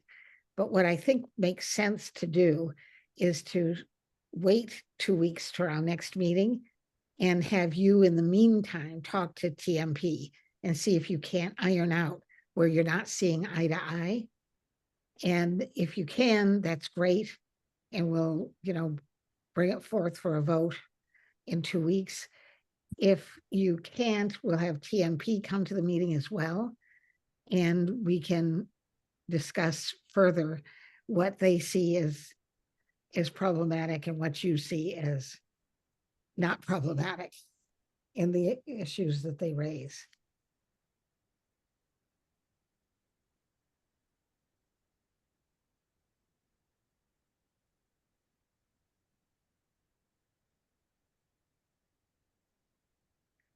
There's silence now. Well, I mean, if you, my vote would be no to that, but, you know, if you're telling me that's what we gotta do, that's what we'll do. But, and we just didn't have the time to provide written responses or to, get follow-up with them. Yeah, no, I totally have sympathy for that, believe me. You know, that shouldn't happen. It really shouldn't happen that these things are sprung at the last minute. And everybody gets busy, you know, departments have all kinds of different demands on them. You know, I'm sure TMP has good reason why, but I really sympathize with that as the problem that creates. So I think we want to adjourn this for 2 weeks. And we'll regroup in 2 weeks at our next meeting. Galen, if you need a motion to that effect, I'd be happy to make the motion. Yes, I would like a motion. Thank you. I'll second. Okay. Should we do a roll call vote on this, Steve, do you think, or just a hand vote? I think if you're just continuing, I think you can do a hand vote. Just make sure if you are, and maybe at this point, just you're not going to know who's going to be here at the next meeting. Don't seat the alternates just for that particular vote, and then you keep your options open for the next meeting. Okay, good. All right, so everybody who's in favor of this motion, signify by raising your hand. Can somebody help me? Yeah, I can tell you that it looks, there's JJ. Yep, it's unanimous. It's unanimous. Okay, well, thanks you very much. We will regroup again at our next meeting and hopefully have a final decision for you then. Thank you. Thank you. Thank you for your time. Thank you. And we will go on to our next matter here. That's 2024-C3 CAM Carlo Vona. Am I pronouncing this correctly, Attorney Blank? Yeah, Vona. Vona. Carlo Vona Jr., 19 Dock Road, require an extended single-family residence to be flood compliant, construct a second-story addition, and raise the driveway. Report and recommendation. Galen, before we get into this next meeting, I have to sign off. Okay. We'll miss you. Thank you. See you next meeting. Okay. Attorney Blank, are you ready to? I am, thank you. So again, good evening, Adam Blank, attorney for Carlo and Meredith Vona, the owners of 19 Dock Road. I'll give you a brief presentation, then you'll hear from Jim Jameson. He's the architect, Matt Pop, the landscape architect, and then we also have Wayne DeAvenzo, the project engineer, who will be predominantly here to answer questions rather than to do a formal presentation. And I believe Carlo and maybe Meredith are on as well to answer questions that might come up. With that, let me share my screen. So you've got, close that.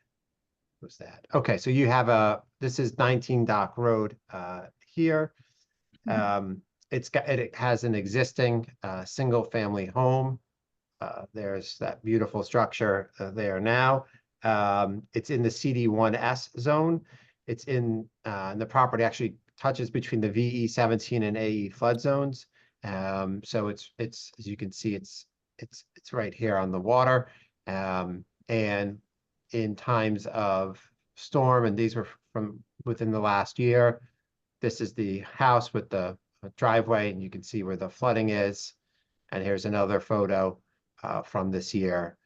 So the plan is to raise the house, elevate the house in the existing footprint. The current house, it's obviously fairly dated. It's a 4-bedroom, 2-bathroom.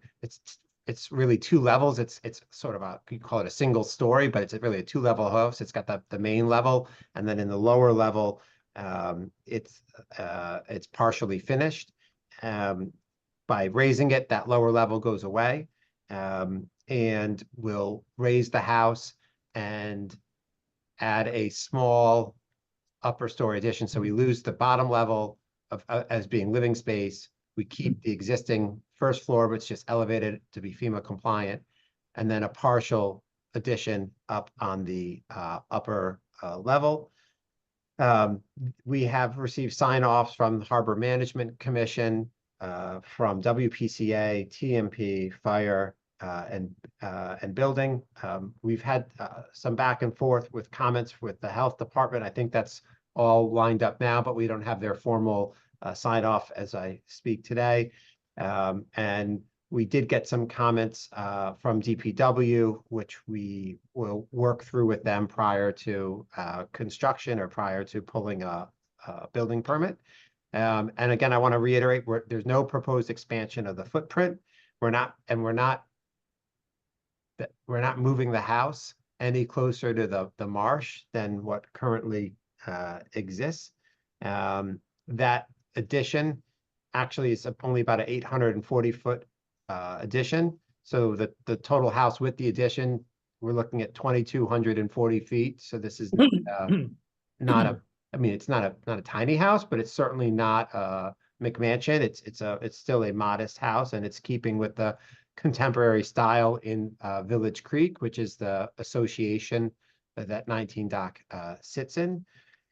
The total height of the house is going to be 31.5 feet, which is well below the maximum height allowed under your regulations. And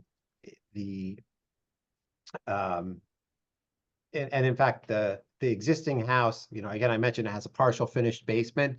If you counted the basement space and the upper story space, the existing house is 2,201 square feet, and the new one would be 2,240. So again, it's very, very similar. The new structure will be fully FEMA compliant and compliant with your regulations. We are going to decrease the impervious surface coverage will actually decrease at the site from about 17.5% to 16.5%. The allowable coverage here in this zone is 35%, so your footprint could be twice as big. You've got a drainage report, which includes all of the pertinent drainage calculations, shows a decrease in net peak runoff during the 100-year storm. And we're not changing any of the sort of drainage patterns because all of the water currently flows from dock and from the properties above dock are much higher in elevation through our site down to the creek. We've got minimal regrading. We've submitted a CAM landscape plan, and Matt Pop's going to talk about it briefly, but I'll point it out now because I know it's in your staff memo. The new landscaping plan includes a 12-foot tidal wetland buffer, and there is no actual like required or truly partially existing, but there's no wetland buffer currently, and now there's none required. We're proposing to put one in, and we're trying to keep a little bit of lawn area, particularly in the front of the house here for access. But again, we'll be creating a whole new wetland buffer. The Village Creek, these houses and in Village Creek, if you're not familiar, there's a homeowners association that is fairly active, and they have a lot of regulations. I'm not sure militant's the right word, but they have very tight requirements as to what you can and can't do. So before even coming in front of you, we had to get sign off from they have their own architectural review board that does consist of architects, including one who sits on the Zoning Board of Appeals here in Norwalk, and they've signed off on the project, as has the homeowners association. So we hope that you will as well. I'll let Jim. I'm going to let Jim talk first, and I do at the end, I do want to just talk about one of the conditions that's listed on your draft or staff memo. But Jim, can you just give a brief overview on the architecture?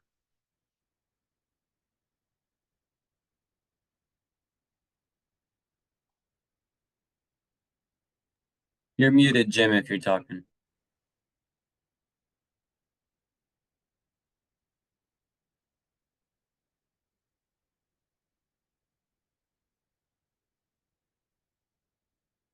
Unmute.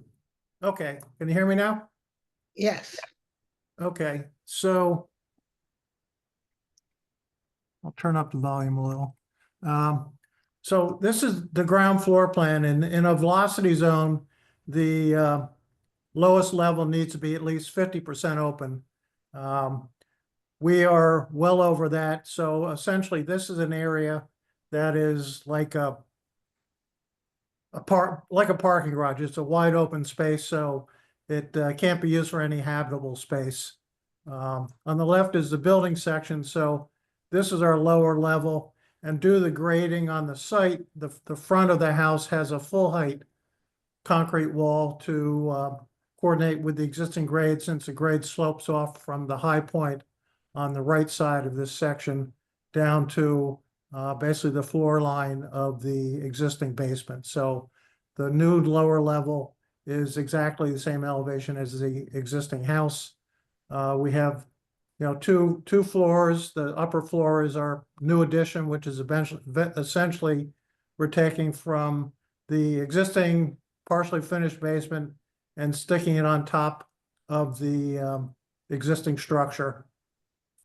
When we started this project, it was under the old zoning regulations, and zoning had told us that we could add 900 square feet or less to the house as a matter of right.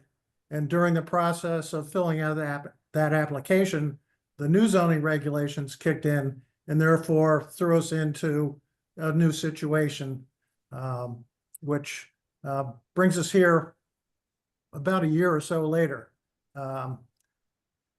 Ground floor is a main living area with a bedroom suite on the left side. Upstairs, it's 2 bedrooms and then 2 bathrooms. So our house is now a 3-bedroom house, where formerly it was a 4-bedroom house. So that reduces the demand on the septic system on the property. So we are actually reducing the impact on the site. The house, Adam has already shown the elevations. The village district requires flat roofed homes there. We cannot do a gabled roof, which is why we have a flat roof house, which is where we are today, and it's been approved by the village. And we're hoping to finally get this under construction. Thanks, Jim. If there's not questions for Jim, we'll let Matt, the architect, speak. Good evening, Matthew Pop, landscape architect, Environmental Land Solutions. We're out of Norwalk.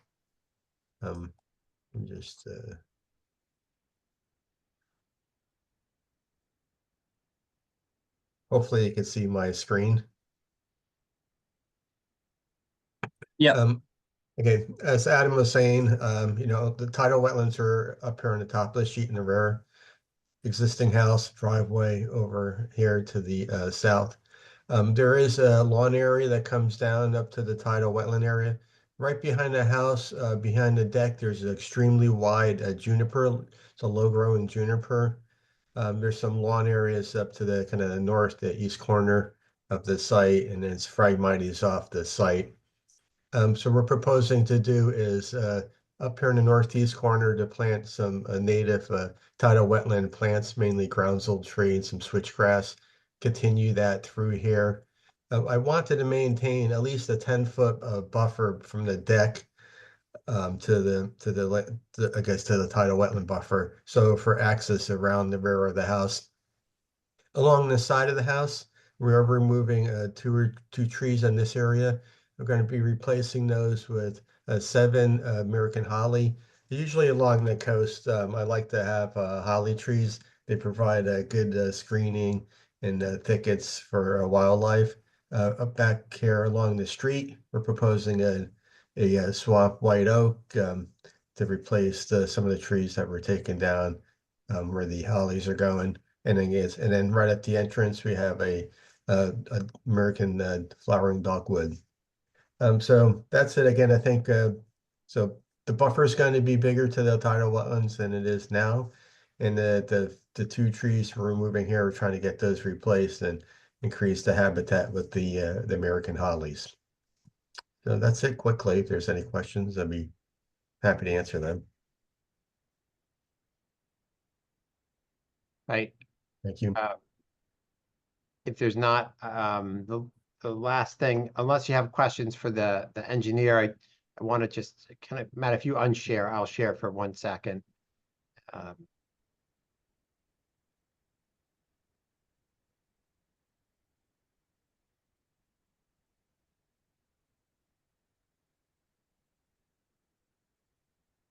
So again, and I'm presuming that the staff memo and proposed conditions that you have is the same that but sometimes they change between what I get and what you ultimately see. But proposed condition of approval 13 on the staff memo says all stormwater be treated on site. That's not a sort of standard condition. I'm not sure what it means. I know that your regulations have drainage standards that relate to storing stormwater on site. So all development and land disturbance activities shall have to be in compliance with the stormwater quality manual, as opposed by the city of Norwalk. And it tells you that you have to submit to the city review. 0 increase in the rate of runoff has to be met through the design. And then it goes on, but it just explains that a little bit further. But so you can't increase the runoff with your development. And our plans that have been submitted absolutely comply with the drainage manual, and there's no increase in runoff. But we are not treating any stormwater that lands anywhere on the property. And we're not treating actually all of the stormwater that hits every portion of the roof. We're treating more than what existed previously, and we are in full compliance with your regulation. And so we kind of have a objection or a concern about a proposed condition that literally doesn't comply with your own regulation. You regulate exactly what you have to do with respect to stormwater, and we think that condition ought to match what your regulation says. So that one we do ask for you to just that the stormwater be treated in compliance with your regulations. It's fine as a condition. And that's my only that was my last sort of comment, pending any questions that you folks have for the team.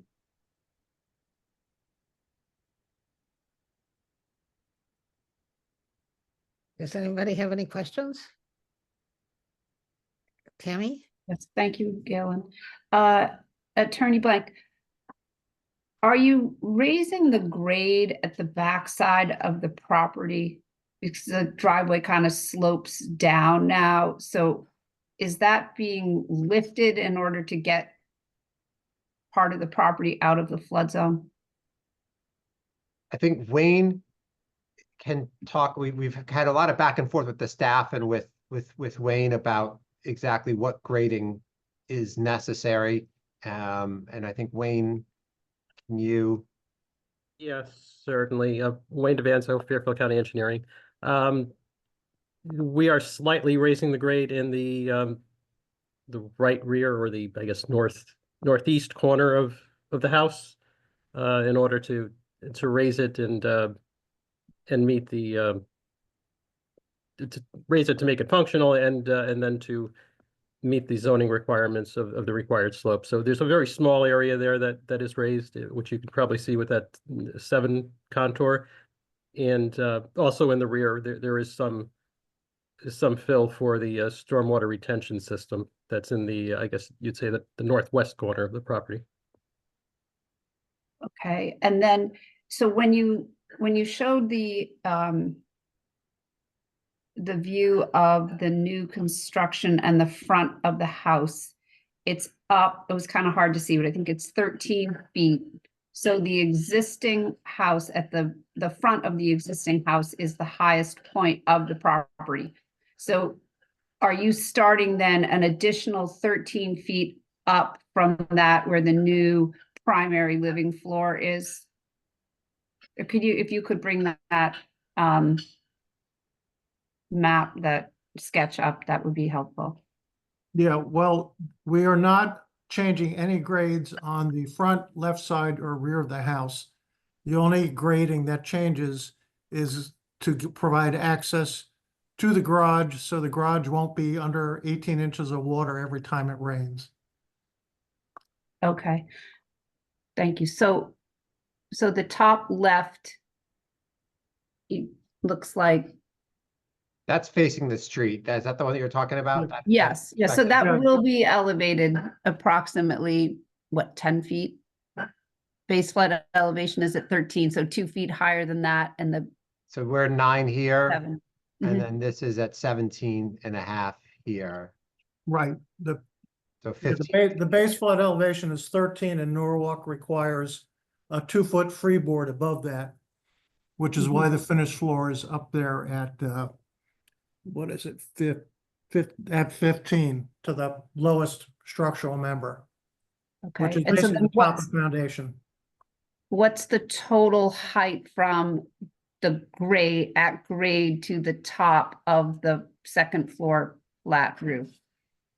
The highest, it's the hot, from the lowest to the highest point is 31.5 feet. 31.5. Thank you. And Steve, they could be 38? That's a good question, because I know we just tweaked that one. I know they're below the max. I mean, because there's also a max height and then the midpoint, but since it's a Midpoint, flat, yeah. the flat. I think we're well below the maximum peak height, which may have been somewhere around 40. And can you just reiterate that the Village Creek Association approved this design? Yes, they did. There's a letter from the head of the board. Okay. And the variance that you got from the ZBA works within this design? It's exactly this design. Okay. Thank you.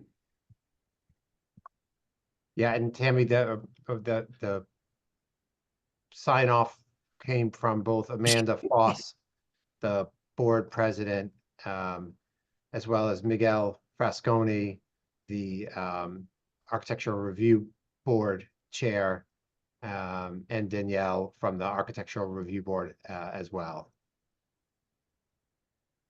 Thank you. Did you have a question, Chapin, before? Tammy just addressed it, so. Does anybody else have a question?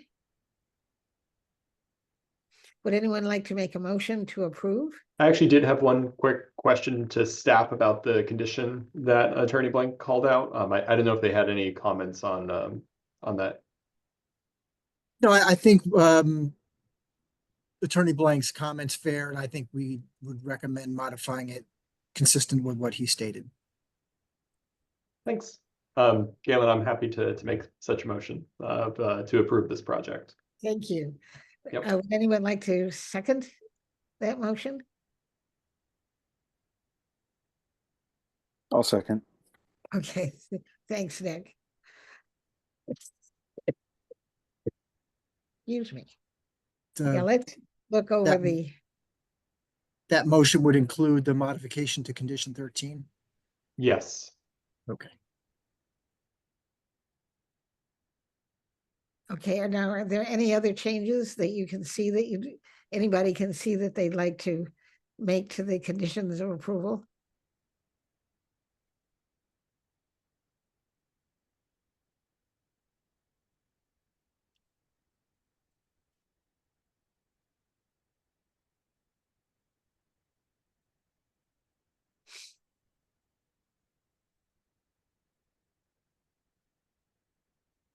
Nobody has anything they'd like to see changed in the conditions of approval?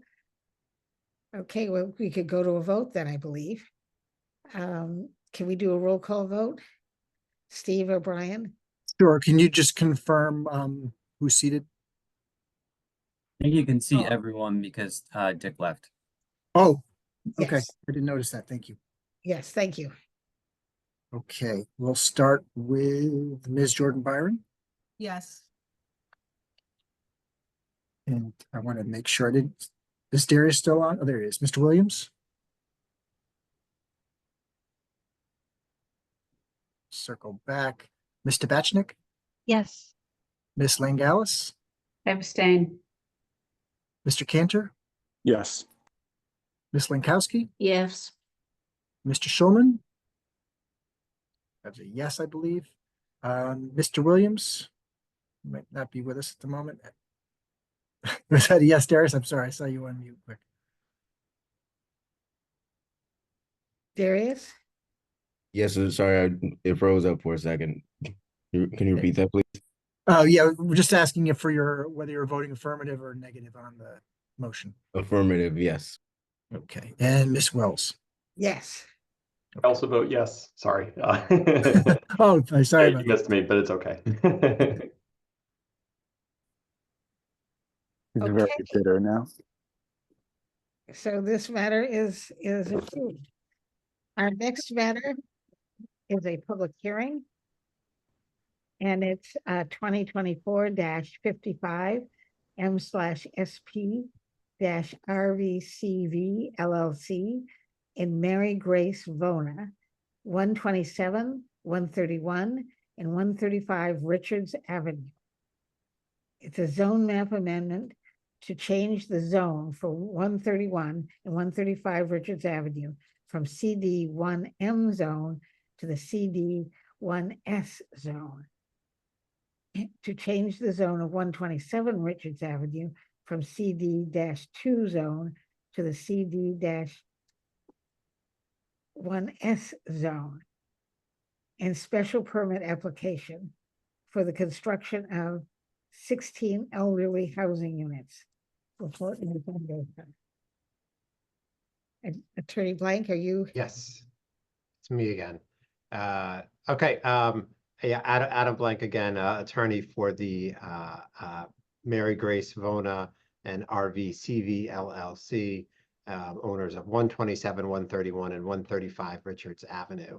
On this application, we have Matt Kivijarv, the project engineer, Jim Jameson, who you heard from earlier this evening, the architect, Matt Pop, who you also heard from earlier this evening, is the landscape architect.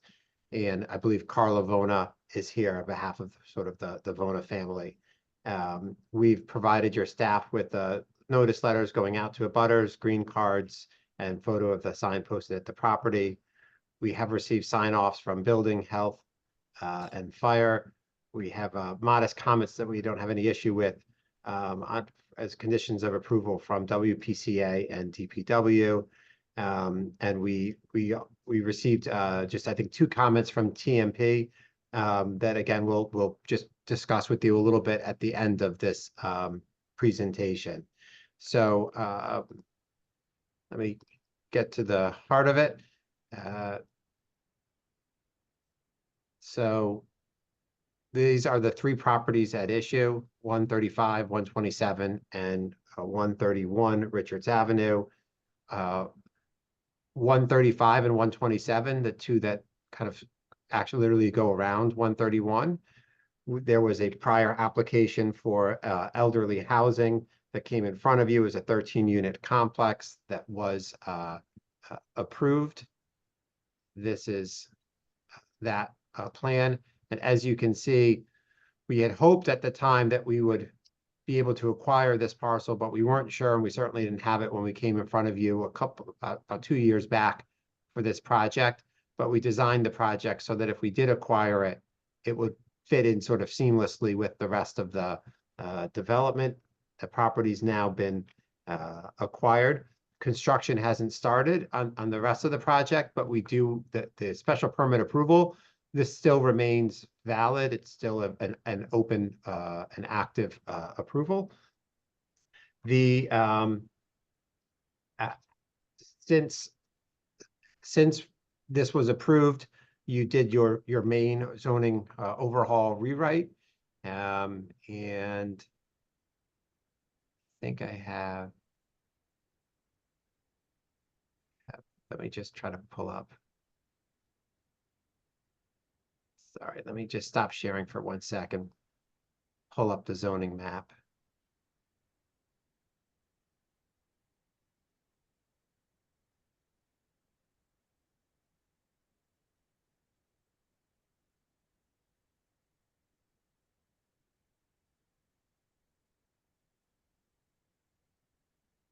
Okay.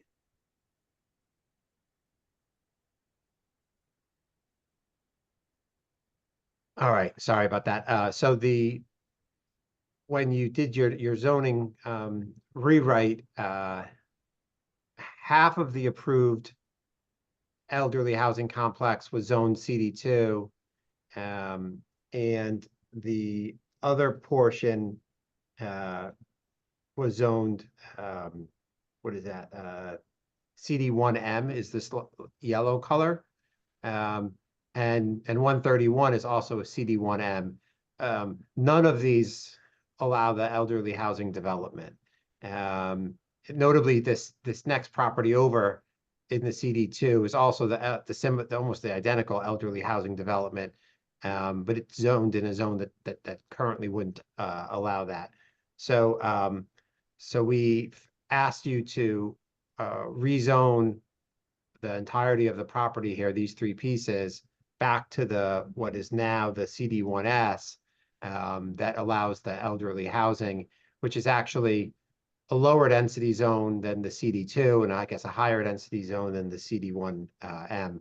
So it's just to make it consistent and to allow us to complete this development, which, as you can see here, it proposes, this is the parcel that we're adding in, is simply to add 3 duplex and a single unit, to add 3 units. So we have a total of 16 units. We were asked if we could, if we can push either side of this closer to the street than what was previously approved. We did push it a little bit, but it doesn't actually move much based upon your setback requirements from Richards Avenue. We couldn't move it any closer to the street than what we show here. Again, all of the proposed units are going to be handicap accessible, first floor, primary bedrooms, single car garages with the ability to park a second vehicle in the driveway, some overflow parking on top of that in the rear of the site. 25% of the site is going to be a conservation area, and about 60%, it's actually over 60%, will be open space and green area. That does include the conservation area, and your regulation actually only requires 40% of the site to be open space. So it's got 20% more than what's required under the regs. The development will offer residents housekeeping, professional caregiving, meals and supportive services, as well as exterior maintenance of the dwelling and landscaping. And obviously, we think this fills a real need both in Norwalk and in Connecticut. This is not a noxious use by any means. It's not going to generate almost any traffic, not a burden on the school system. And we're really only asking for 3 additional units. Everything else has already been approved. We know the only other 2 communities like this in Norwalk are the property next to us at 125 Richards, as well as 40 Fulton Road. And those both have been performed very well and have been essentially full from day one. So we think this is going to be a very successful development. Elderly housing is permitted only by special permit. That's why you're seeing this as a map change to get the zoning right for us and to then approve this special permit application. The under your regs, there's a inclusionary zoning fee that will be paid by the developer for these 3 additional units. That's my moderately quick overview. I'd like to because it is technically a public hearing, we want to try to briefly run through the team for you. Matt, the engineer, Matt, can you briefly overview the stormwater and engineering aspects of the development?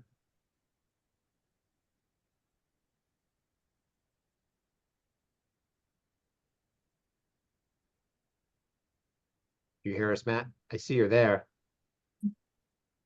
Can you hear me now? There we go. All right. So the 3 new units that are proposed are going to be constructed on the site of an existing dwelling and driveway. So there's not too much of a change in impervious area. Under the previously approved design, we had 50 retention units in the bottom left corner underneath the shared parking.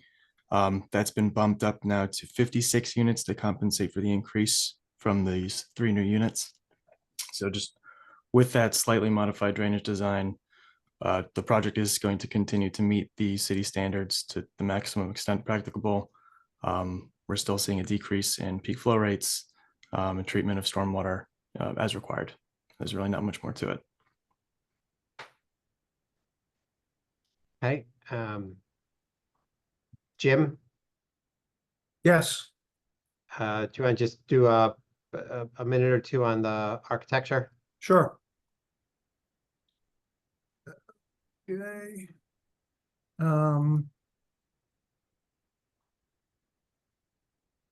Okay, this is the street view of a duplex unit. 1 unit here. We share common walls with the garage and part of the 2nd floor. Ground, as Matt said, these units are fully handicap accessible. We have a ground floor master with a handicap accessible bathroom, the 1-car garage, a commons room, which is basically kitchen, a dining, living room space. And we're putting in gas fireplaces in here. There's a covered porch off the 1 corner. And in here, a little mudroom and laundry room. Going upstairs, if I can get to my screen. There we go. Upstairs, top of the stairs, there's a small little loft sitting space. 2 bedrooms, each with their own bathroom and mechanical space. And the commons room will have a cathedral ceiling in it. I was also the architect for the property next door, developed by Jerry Efren, and also for the Fullen Street property. And both of those have been have waiting lists for people to get in there. So there's high demand for this kind of living. And actually, I had friends who moved back from North Carolina into one of the units, and they couldn't be happier being able to have ground floor living and a little yard space and the screen porch. So they're enjoying it immensely. Thanks, Jim. Matt Pop? Good evening, Matthew Pop, Landscape Architect, Environmental Land Solutions. We prepared the landscaping plan, which you see on the Zoom. Hang on 1 second. Zoom out. As Adam said, there's very little change kind of in the back here at the west end of the site by the 5 Mile River. The existing house here gets pulled back, so the wetland buffer is bigger, becomes bigger, but the development then currently exists. I'm just going to zoom in a little bit towards the streetscape. One thing I like about the project is Before the streetscape was a little disjuncted, and now it's we have the one access way through. We have a similar streetscape on both sides of the access way. We have oak trees and lots of evergreen screening, mainly American arborvitaes and American holly. We do have some small flowering trees throughout this mix. So again, it makes a continuous looking streetscape. When you come in, we have street trees like we did before. And the site lighting is very little. It's very low level lighting. The poles are small. It's a small fixture. I think that's about it. If there's any questions, I'll be, happy to answer them. Right. Thanks, Matt. I think prior to your questions, just the last thing I wanted to touch on was TMP's comments on this project.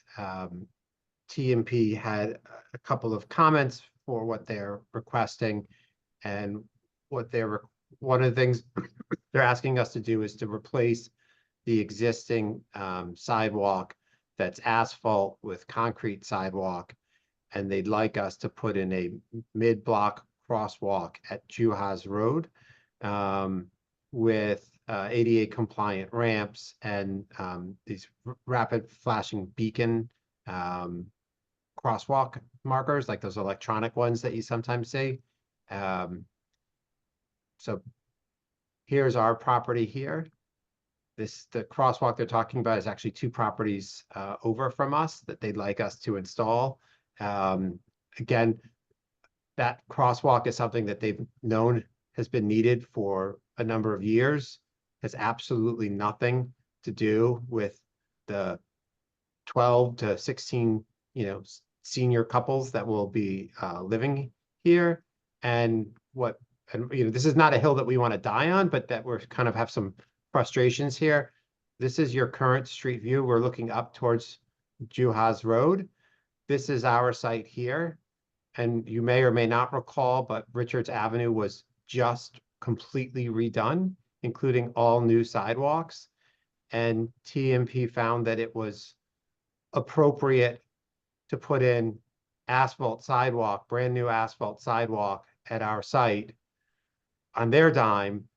But now they'd like us to rip that up and put in unnecessary and now more expensive concrete sidewalk, which again, it's not really an issue that we want to sort of a hill we want to die on, but it's quite frustrating to us that they just replaced this road. It was literally just redone, and it didn't need concrete sidewalk when the city was doing it.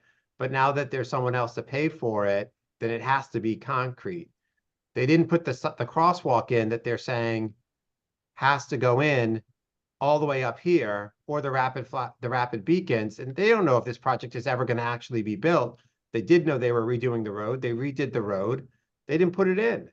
But now they say, great, you guys can pay for it. It absolutely has to go in, and make it a condition, zoning, make it a condition of approval.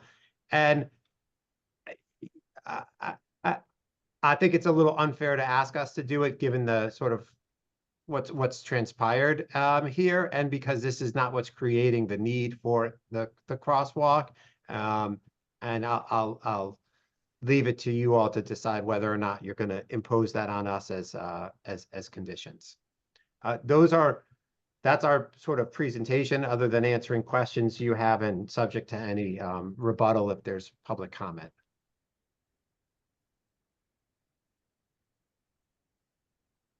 Does anybody have any questions before we go to the public comment? Yeah, I have a couple of quick questions. One is a little bit procedural. So the application we're looking at right now is both for the zoning change and the amendment to the special permit. Is that right? It's for both pieces? Correct. Okay, cool. Just want to make sure I was looking at it through that lens. The other, and I'm not sure if you evaluated this with staff attorney Blank, but it seems to me that another approach for resolving the discrepancy in like what's allowed for this development project would be to move the parcel that's CD1M into CD2 and to look at making CD2 allow this use. I'm not sure if that was something that was evaluated. I'm not sure it's something we can evaluate tonight, given what's in front of us, but wanted to just ask that question. So, so one, actually, we amended the application because we originally said, with some discussion with staff, was let's just do the smallest, simplest thing, which was taking the one property and changing it to the right zone. We actually amended it to put all three of these properties into the quote right zone. We didn't discuss moving it to the CD2. I think there have been some discussions that there seems to be some demand for this, and it seems to not annoy neighbors, so that it might be something nice to potentially expand in other areas. And I think it probably actually works in your favor if, when a developer finds a piece of property that might make sense for that at that time they make the request for the zone change with their application, so you can evaluate whether you really want to go citywide in the CD2 or in some other zone, or what makes sense. Thanks.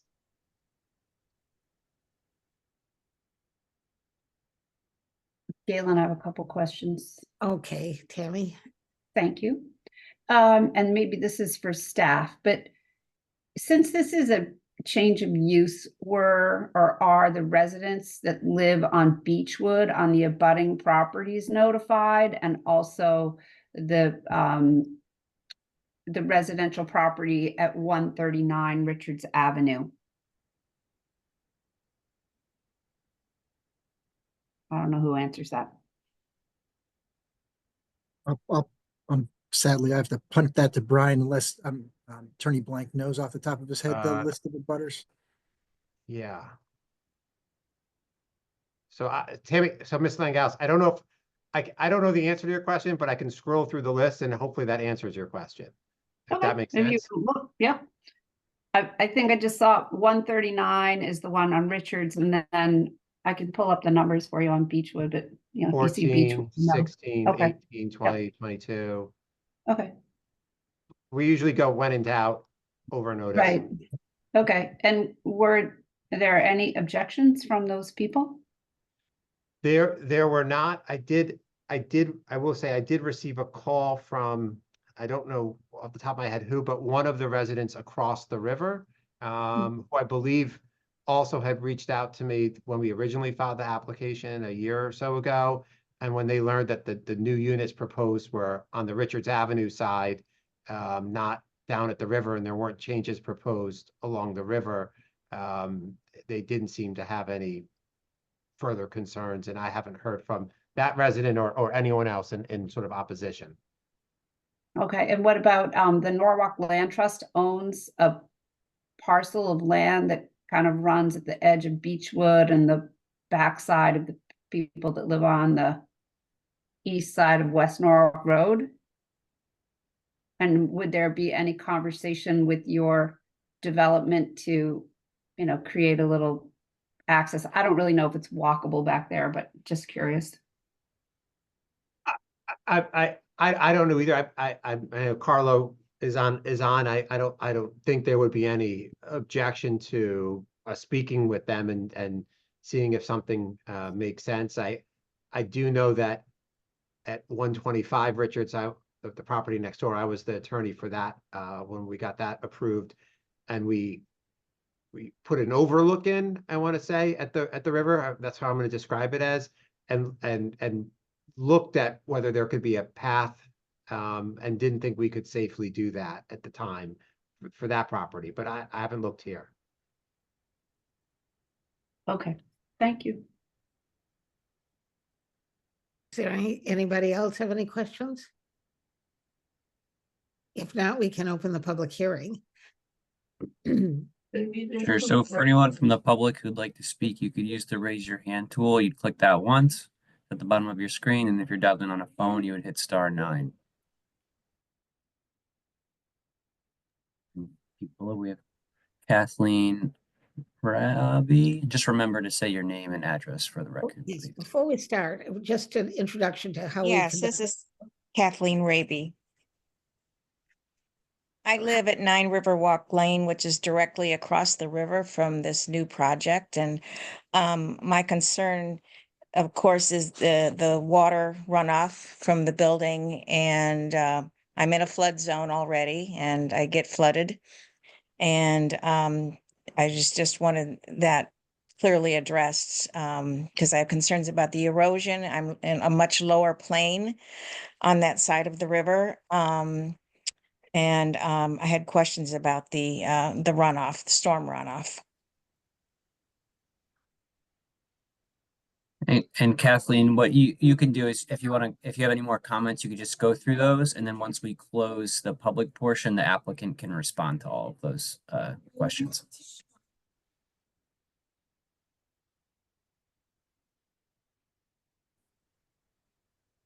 You don't have any more, I'll move you back. No. Next, we have Tanner Thompson. Hi there, am I coming through? Yep. Yes, you are. Alrighty, thank you, Chair Wells and everybody else. I wanted to give my 2 cents on the walkability piece. As some of you know, I serve on the Bike Walk Commission. And so I also walk and bike a lot around the city. The arguments from the applicant about the sidewalk and the need to replace the asphalt with concrete, those seem pretty convincing to me. I agree that given that the sidewalk was just redone all up and down Richards with asphalt, that there's relatively little value in replacing a short section with concrete.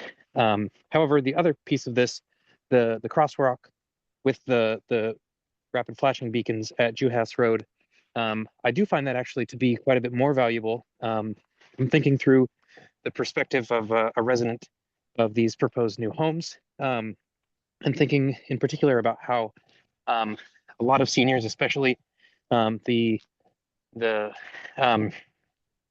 preponderance of baby boomers who are close to aging out of driving, are going to find it probably actually quite valuable to have some walkability around. Obviously, that Target is going in right there on the corner of Richards and Connecticut Avenue. And currently, there's no crosswalk across Richards Avenue at Connecticut Avenue. And so without a crosswalk there, and without a crosswalk that Juhas, somebody who would want to use a crosswalk to get from these proposed new homes to some grocery shopping would need to go all the way up to the community college. And so although the proposed crosswalk is a couple lots north of the proposed housing, I still do think that it would be quite useful, not only to the community, but also specifically to residents of the proposed new housing. That is all. Thank you very much. And then if anyone else would like to speak, you can use the raise your hand tool.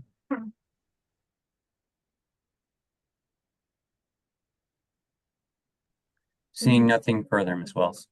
Okay. All right. So do we have conditions? How should we do? Do you want me to respond as well? Oh, yes, I'm Is that right? sorry. Of Sure. course, yes.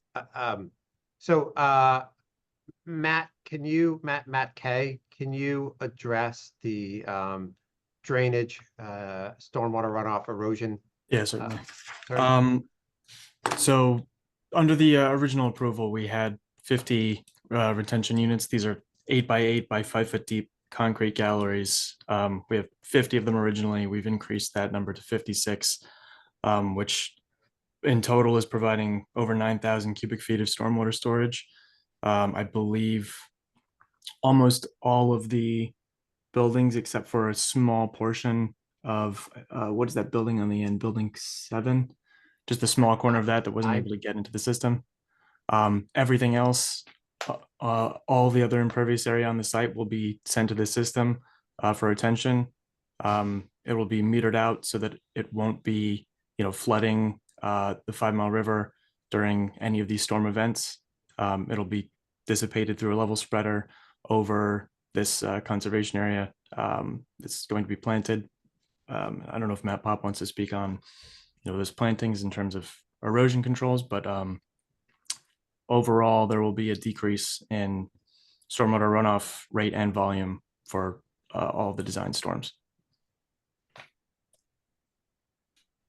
Matt Pop, just briefly on landscaping. Again, the buffer along the river gets planted heavily. There's some open areas there that get infilled with the shade trees, native shade trees. And then just along the wall that we're proposing, we do have a number of shrubs, and hopefully they'll turn into thickets. I don't see any concern with erosion on this site. Thank you. I'll address, I guess, Mr. Thompson, who I have a lot of respect for. And look, I don't think we're disagreeing that a crosswalk or rapid beacons might be a nice thing to have down the road from our site. I think the issue that we were raising was that we don't think that its need is created because of this development. And we think that it's been a recognized need by the city for a while, and it should have been addressed by the city when they just redid the roadway, if it was that important, and that it's a little bit of a double standard. With that, I will let you, you'll do what you want to do on that issue, and we appreciate your time. And I think if you don't have other questions, that's all we have for rebuttal, unless you have questions. Can I ask a question? Yes. Yes. Kim. Thank you. I'm with you on the sidewalk, and I'm a major sidewalk fan, and I'm also with you on the crossing too, because I don't see that your development really is pertinent to that. But what about on this runoff? If in your little parking area in the back of the complex, you use pervious pavement instead of regular pavement, that might also help mitigate any runoff that's headed down to the 5 Mile River. So I will say, I can tell you one, in the last application you heard tonight for 19 Dock, Cart was the same property owner as here, and we proposed a permeable paver driveway, which was not required to comply with the regs or by any other rule. It was just provided because we thought that made sense, and Carlo thought that made sense. Carlo, I don't know between Matt, because the drainage is underneath that. I don't know if there's any prohibitions on putting permeable pavers above the drainage apparatus, or if that is something that Carlo can further look into. I'm not sure if there's any prohibitions, but just I think as from a design perspective, it would essentially just be acting as another means to collect the runoff, but it wouldn't be doing much relative to what we have proposed now. I mean, right now we have 56 8x8 by 5 foot deep concrete chambers. It's mostly hollow volume. The permeable asphalt would just serve to sort of get some additional runoff into there, but it's already going to be collected through proposed various catch basins and manholes. So it's I don't know if it would necessarily reduce runoff. And to be clear, Adam, I was Attorney Blank, I was thinking permeable pavement, not necessarily pavers, but I guess, I mean, if you're okay with it, I mean, I know Carlo's sort of in that business in general, so I think I don't think we have an issue looking into it and exploring it, and if he can make it work, then Carlo, can you? I don't know if you're on or not. But I would just say, like, I prefer if you don't make it a requirement, but ask us to look into the feasibility. I don't think that's an issue. I'm willing to ask you to look into the feasibility, but I'm only one of many. Sorry, I was on mute, and I and I couldn't really unmute at that moment. But yeah, we don't object. I'm sorry, it's Carlo Vona, representing the Vona family. We have no objections to looking into permeable pavers, or permeable asphalt. We don't have any objections in looking into it to see if it'll work. But we would like to reserve the right to use either one or another or neither, if that makes sense.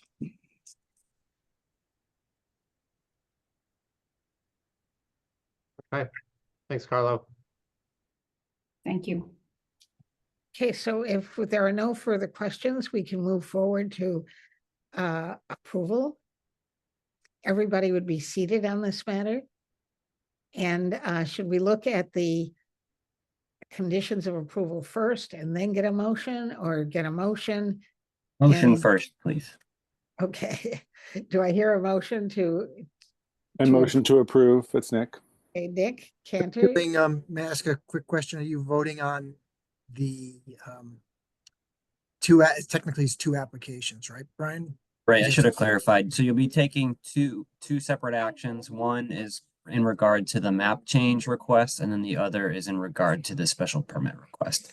So the first one, to be procedurally correct, would be for the map change. Okay. A motion for the map change. Okay, is there a second? Anna is seconds. Okay, let's go and look at the map change.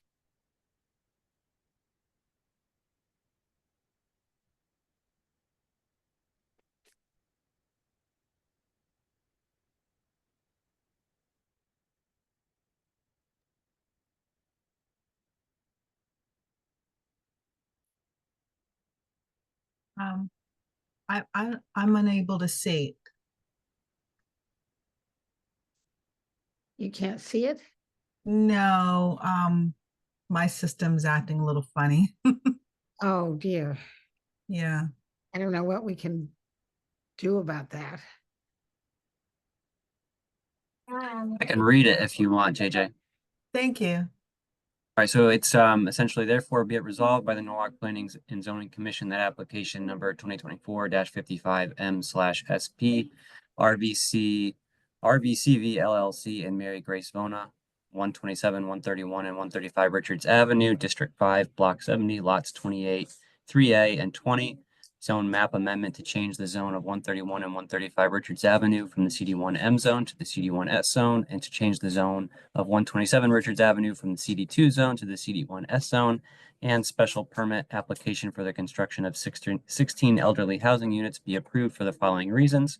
1, to achieve goal 1 of chapter 4 of the Norwalk Plan of Conservation and Development, that Norwalk has a neighborhood and housing strategy that maintains a variety of neighborhood types and housing choices through a variety of mechanisms, using the following policies: support housing policies that provide housing for Norwalk's households across a range of preferences and household incomes, and preserve and maintain the character of traditional single-family neighborhoods, and using the strategies, maintain the predominantly single-family character of established single-family neighborhoods, and promote diverse housing types such as townhouses, condos, live-work units, and rental apartments in Norwalk's urban core at transit-oriented locations and in mixed-use clusters on major corridors in village districts when appropriate and through redevelopment.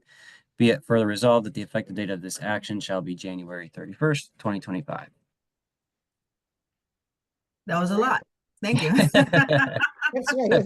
Yeah, Hope when you you got offered to read it, I thought, oh, wow, that's a lot of reading. Right. Okay, Okay, and so just for clarity,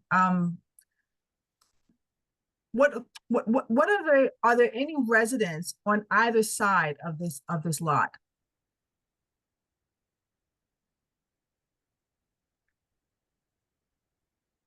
So I'll pull up the map quick. I think it's Yeah. just to the north, because to the south is another one of these elderly housing developments, under a separate developer. But then we could pull up the northern property. Thanks. And keep in mind, I cannot see, I think it's because my other screen is just crowded with, let's see if I could, I don't want to launch the meeting again. I don't want to kick you, get kicked out. You could abstain.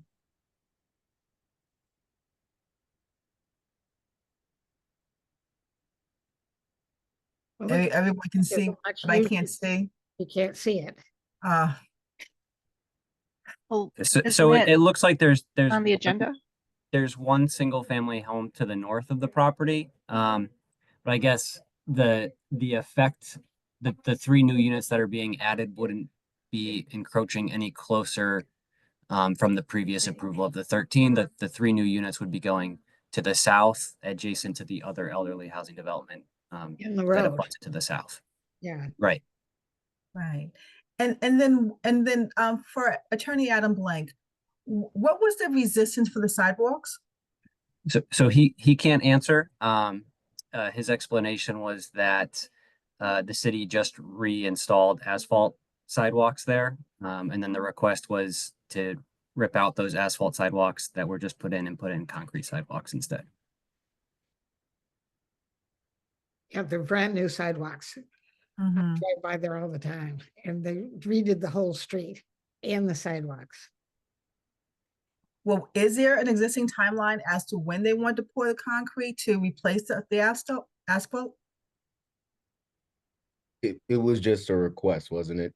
It's just a request, yeah, just a request. They wanted the petitioner, the Vonas, to do that, to rip up the sidewalk they just put down and put in a new sidewalk. Right. Okay, I get it. Okay, thank you.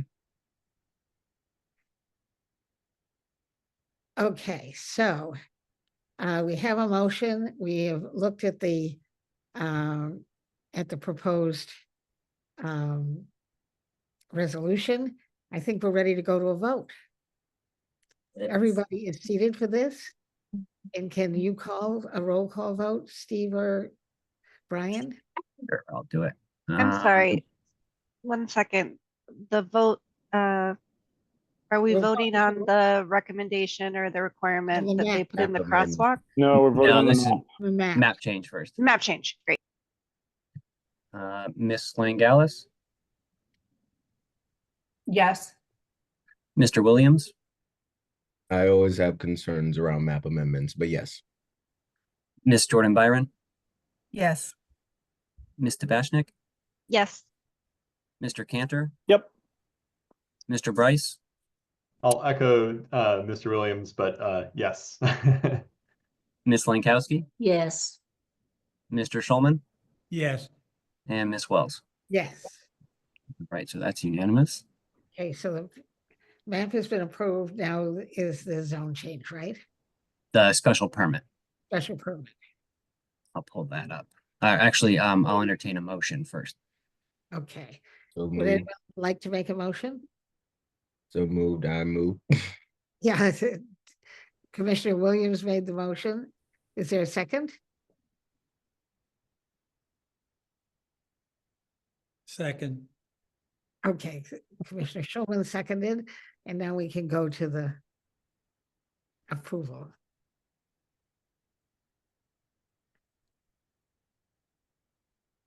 And I guess the question here is the removal of the crosswalk notion.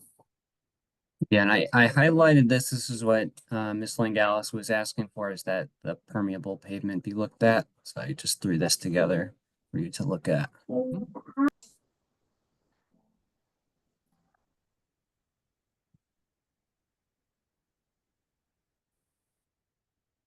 Makes sense. Looks good. Is the crosswalk and the sidewalks thing already on here, or is the question whether we should add it? So under the approval I sent you, I should highlight this because I'm making changes as we're discussing. The original conditions of approval that were sent in said essentially that any and all conditions, essentially by any city department, be applicable to this. And per the TMP memo, that was essentially 2 of their conditions, so they'd apply. So if you want those conditions to apply, we would amend this to say all conditions per essentially all city departments. If you think that they shouldn't apply, then we can keep it as written here, or some combination of however you so choose. And the TMP memo isn't on the website or in our meeting materials, right? Let me see. Or is it there? Let me see if I can pull it. Hold on one second.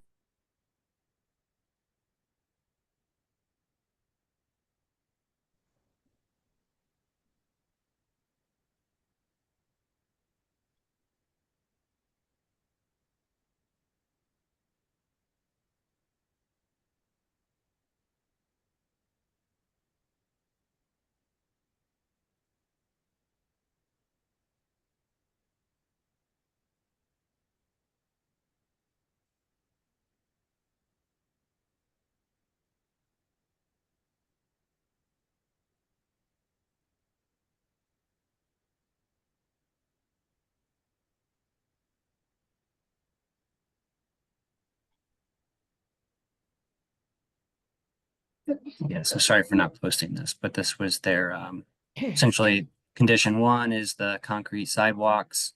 And then condition 3 is the RRFB, to be installed at, UHAS Road. So Brian, you received that, but the commission did not? I Because can't find that anywhere. On the website, it's not in the. Yeah, I don't know list if it of- got posted on the website. It was included into the file. I didn't actually see it. I can't find it either. Are these the only 3 conditions in this document? Okay.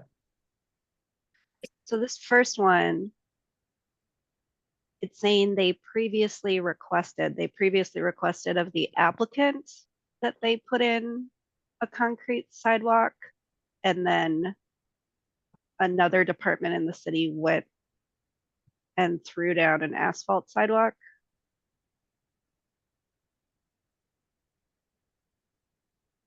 Like, it just seems bizarre. I mean, I don't think the sidewalk thing should be included, but I'm just trying to understand like how this happens. This seems bizarre. Well, maybe we table that part of it, and if Sure. we think it needs to be included, then we just move on from that. Yeah. I think the consensus is not to include it and to go on with the resolution as it's drafted. Is that Not to include the sidewalk. not to include the sidewalk? Yeah. So I would motion not to include the asphalt, the concrete sidewalk recommendation. right, because then you have an asphalt, little concrete, asphalt, it sort of doesn't make much sense. At least in my opinion. I And couldn't. then, It doesn't make much sense to me is that the city just did repave Richards Avenue from Connecticut Avenue all the way up to Right. Willow Street. Right. And they did put in a new sidewalk along by the community college and up by the cemetery. And it is, I believe, all asphalt. Yeah, they put it in asphalt down there too. Right. They And just they were doing it all this fall. Yes, exactly. Exactly. And are still working on the Sidewalk, striping. awesome. If they should have put it on the other side of Richards Avenue as well, if they want access at UHA Street. Can I ask, have we required the number 3 for the mid-block crossing? How typical is it that we require a developer for a development of this size to pay for something like that? I don't know, Lou, Brian, anybody with I think history here. It's unusual. For larger developments, it wouldn't be unusual at all. Well, you may recall when the private school wanted to go in on Weed Street. There was going to be a requirement that they do $500,000 worth of intersection restoration at Philo and Richards Avenue. And I unfortunately, I don't know the cost for those. I mean, the crosswalk and the ramp, I don't think are terribly expensive. I don't know how the RFD arms are, how much those run though. Wouldn't it seem logical if the development were on UHA Street that then the developer should do that? But since the developer is on the main street, that doesn't even go near it. Right. Doesn't make sense to me. Yep, me too. I mean, everybody, I think, is correct that it's a desirable thing to have that crosswalk. It's just a question of whether we feel it's appropriate for this developer to be responsible for it. Good point, Lou. Okay, so do you think we're ready to vote? I think we're ready to vote. Can we do and it's not included in 10, 12, and 13. And that doesn't include all of the things that EMP requests. right. So this CMP isn't on here. right. Do we need to include condition 2 from TMP, right? That was separate from the concrete sidewalk and the crosswalk, but maybe I misread that in the prior document that you had up. Yes, I think we could include that one. Because that was about the curb cuts, right? And having them be concrete. Could you scroll back up to 2, please, Brian? Yeah, let me pull that one back up. Thank you. Sorry to make you switch around.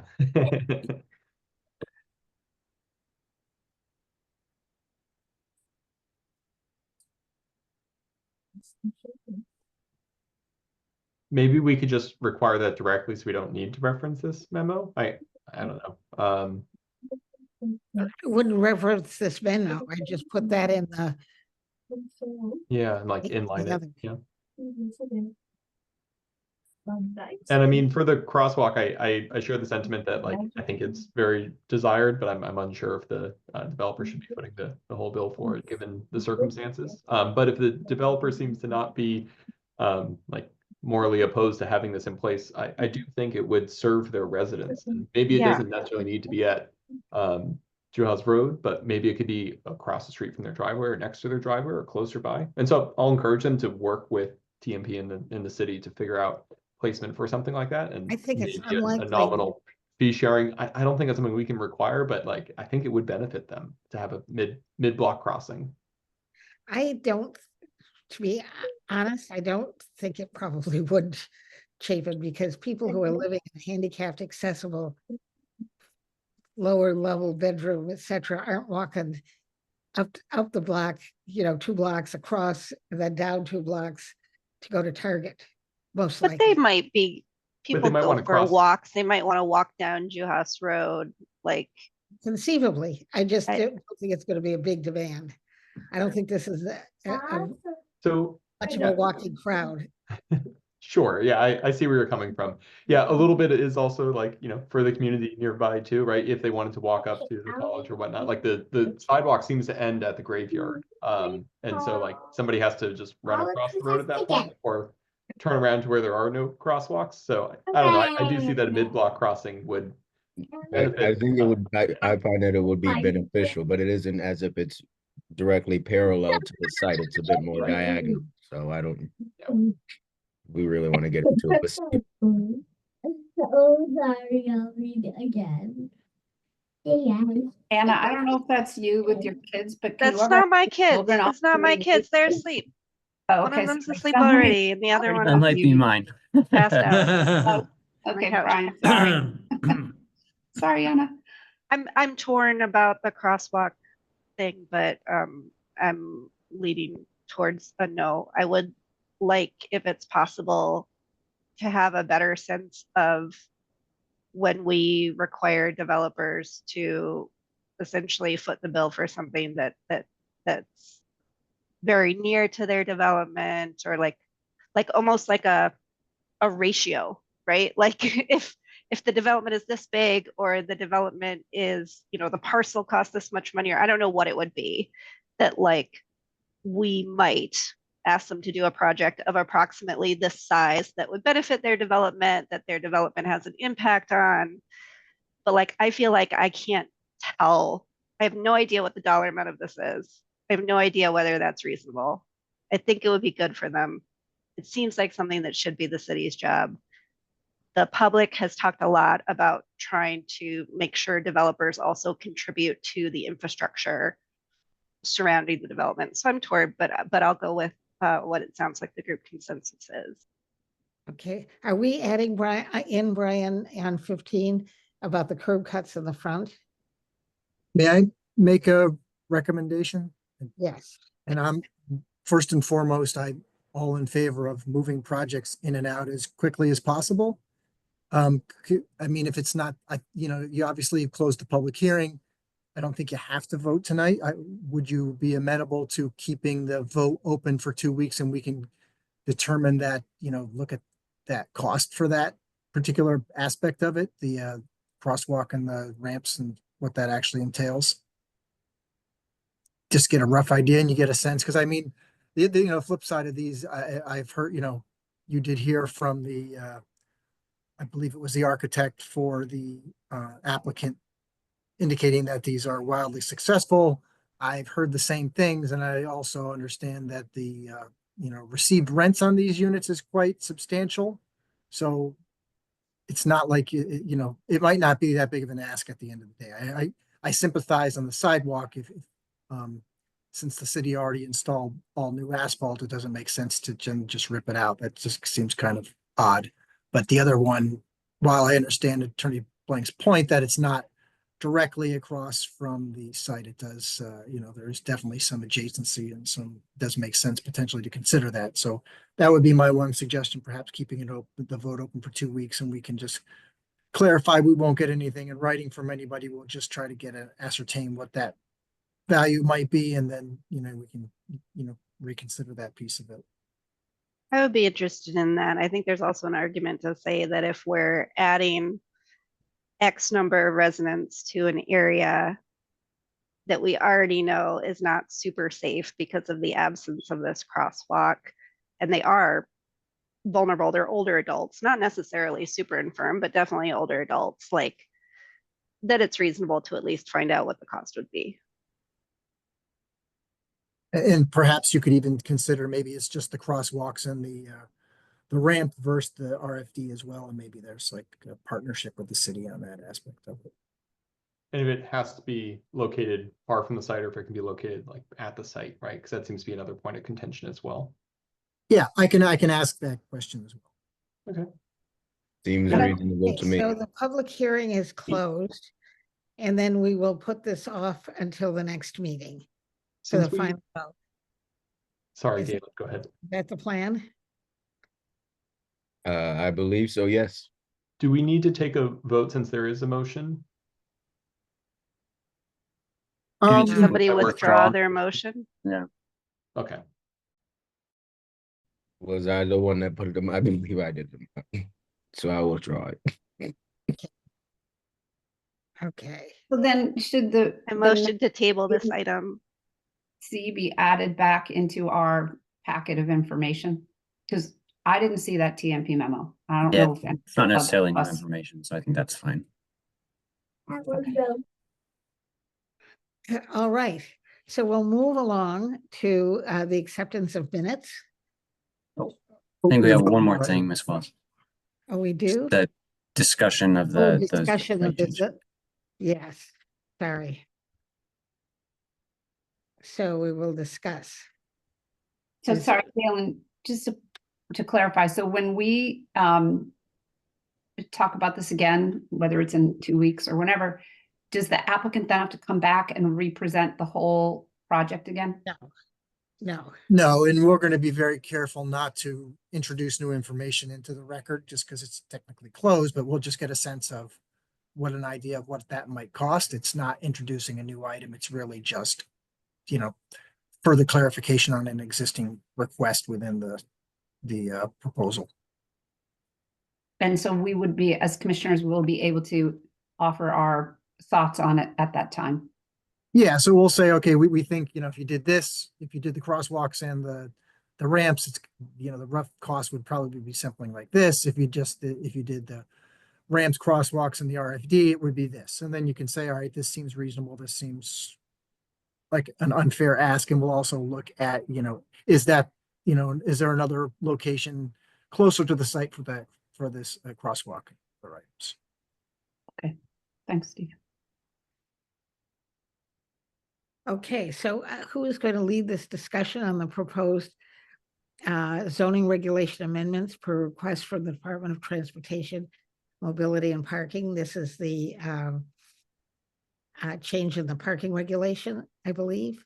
Yeah, there's Brian and I'll tag team it. So there's 3 different, I think we're going to break it up similar to what you did with the last round of edits. We're going to break it up into 3 separate applications. One of them will be the parking changes to the CD4 zone.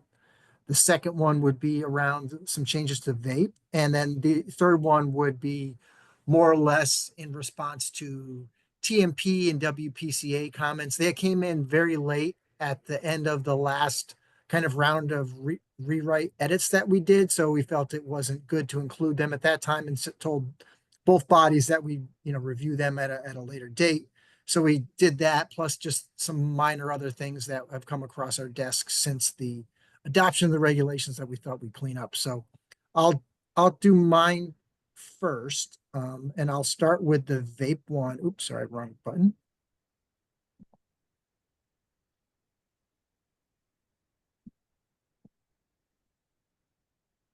I just have to find the document. I have it. So you want me to share it and then you can discuss? Oh, yeah, if you don't mind, because I had it open. I have too many Yep. windows. Yep, I got it.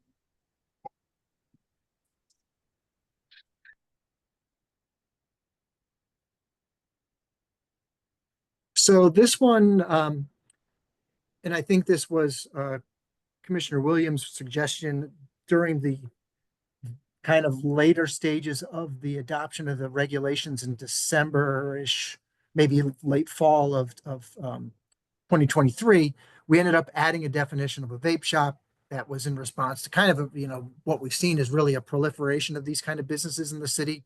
They're problematic on many fronts. They're, nuisances, they're, unattractive. They, pose a lot of health risks for some of the products they sell.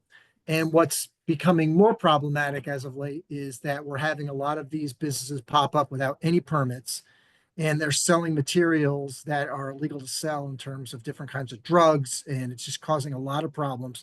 The police are really chasing them around a lot, spending a lot of man hours trying to shut them down. When they shut them down or arrest who's ever operating them, they seem to just pop up under a new name with new staff. So there's a lot of concern going on.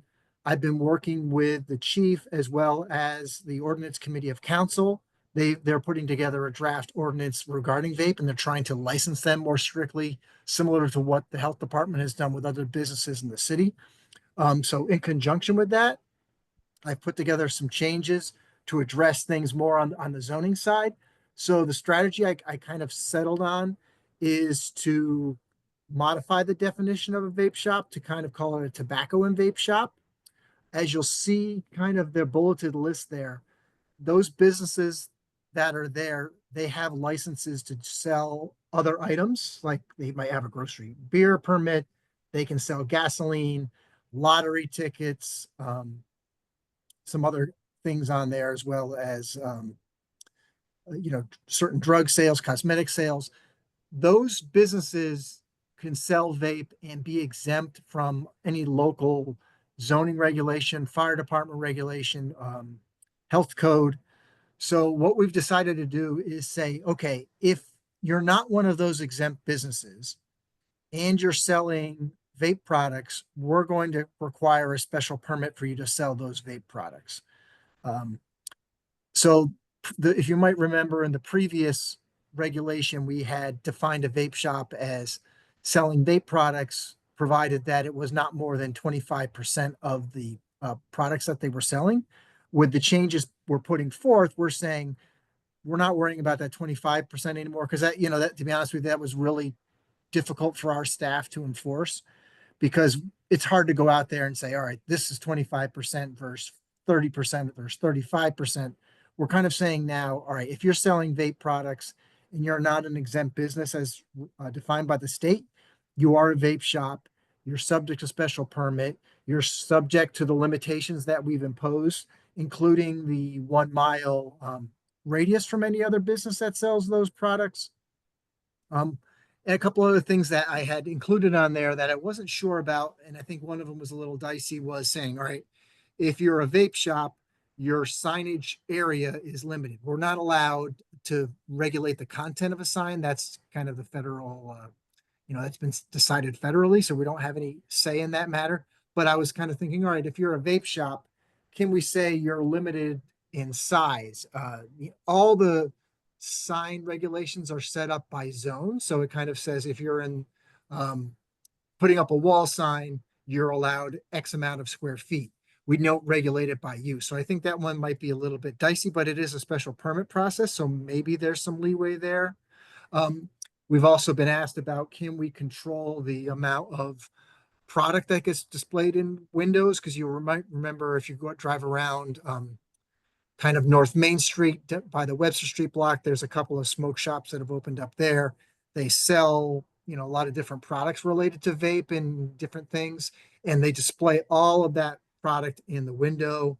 They light it up a lot. So it's pretty noticeable. It's pretty unattractive and, or it's too attractive to the wrong element. So what we think we can do is, as part of the special permit process, control a little bit of what they display on their site without getting into the, amendment issues about signage and, free speech.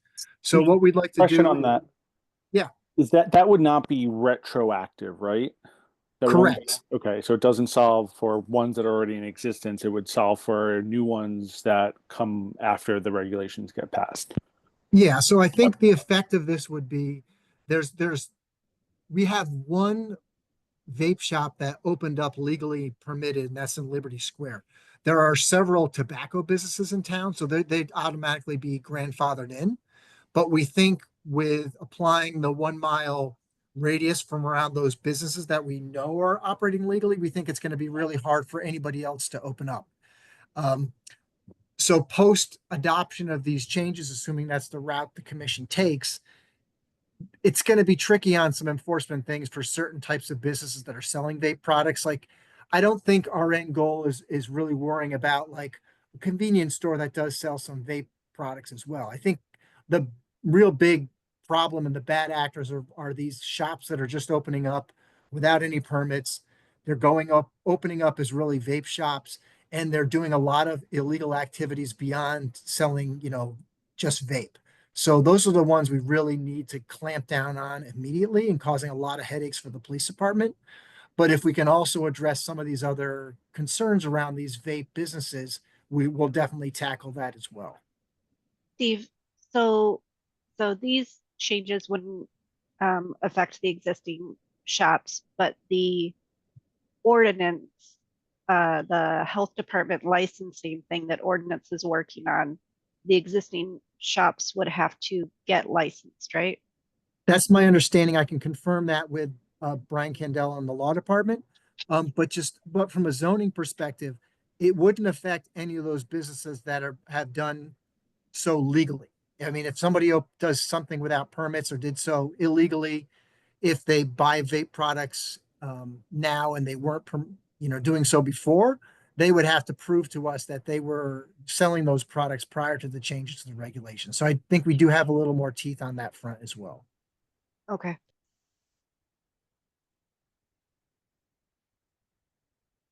Also, have we completed our research on figuring out which shops are legal and which ones aren't across the city?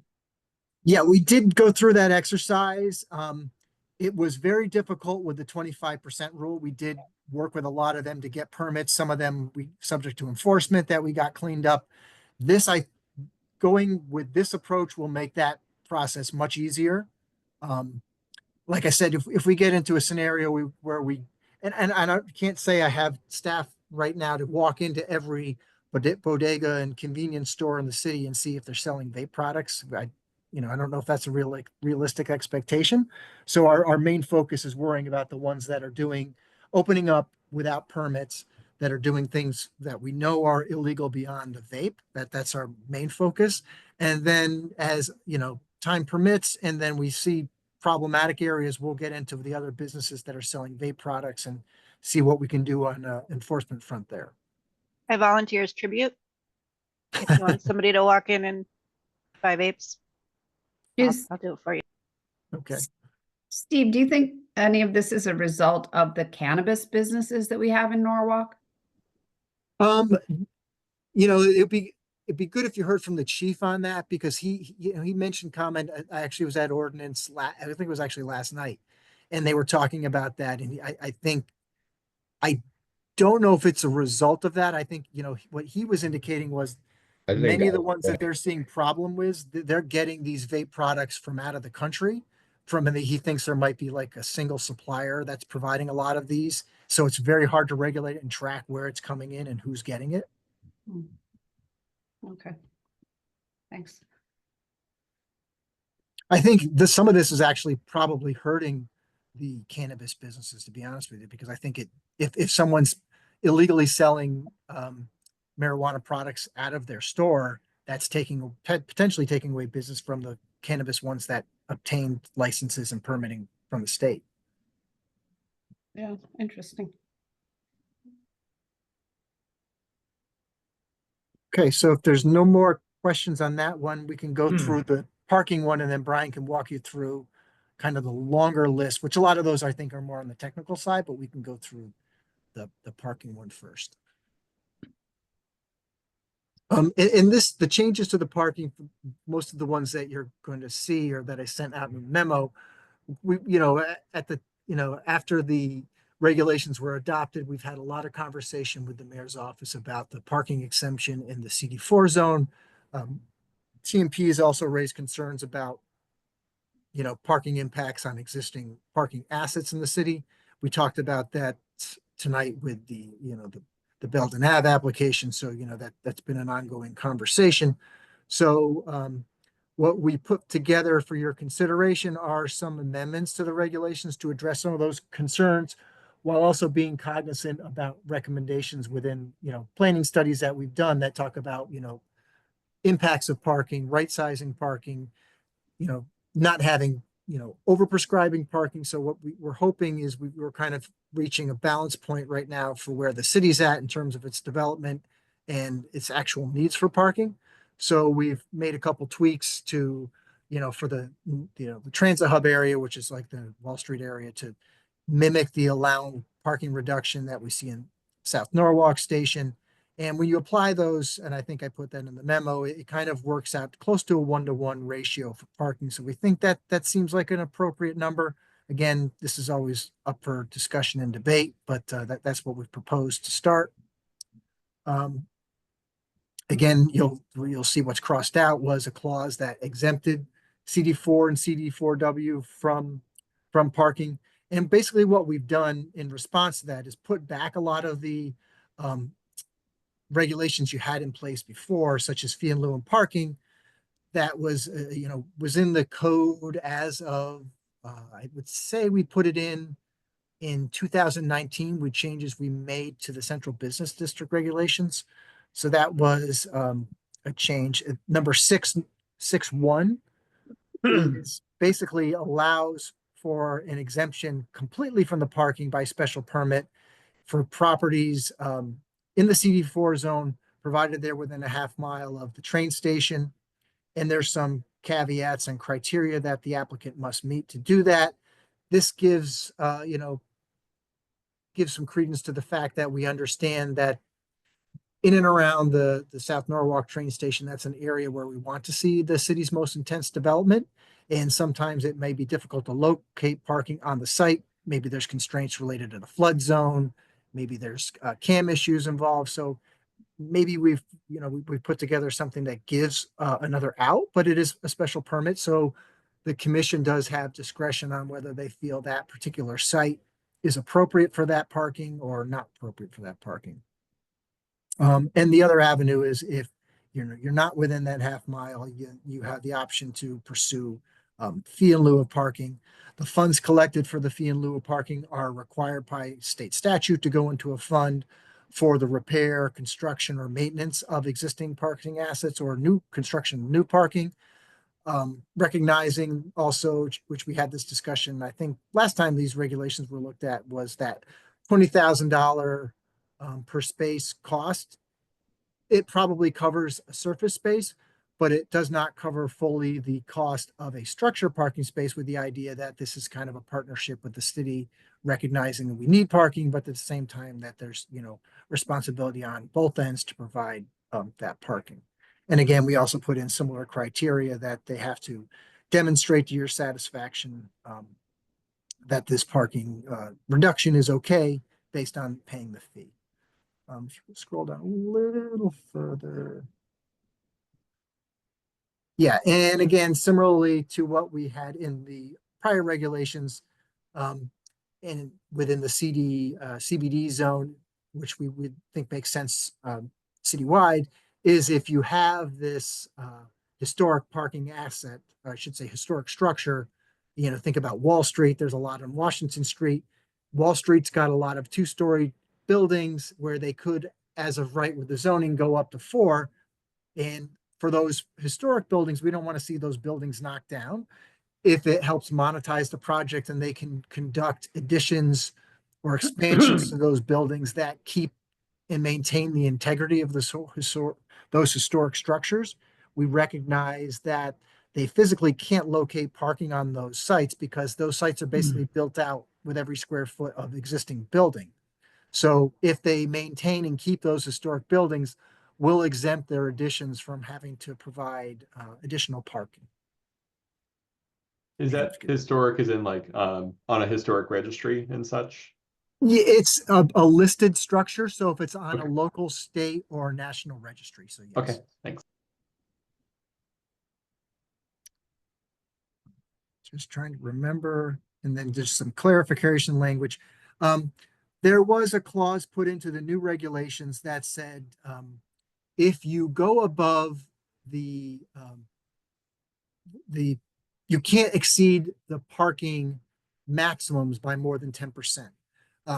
We had a couple of conversations with a couple architects about that clause, and they raised a couple of really good points that in conjunction with that clause, we also lowered the parking minimums for certain uses like retail. So they were like, well, what happens if you have somebody who, you got to the point where the parking minimums were so much less, or I should say the parking maximums were lower than your prior minimums, and someone really needed to park that site. So we said, it makes sense to increase that to 50%, and we'll see if that's a good standard.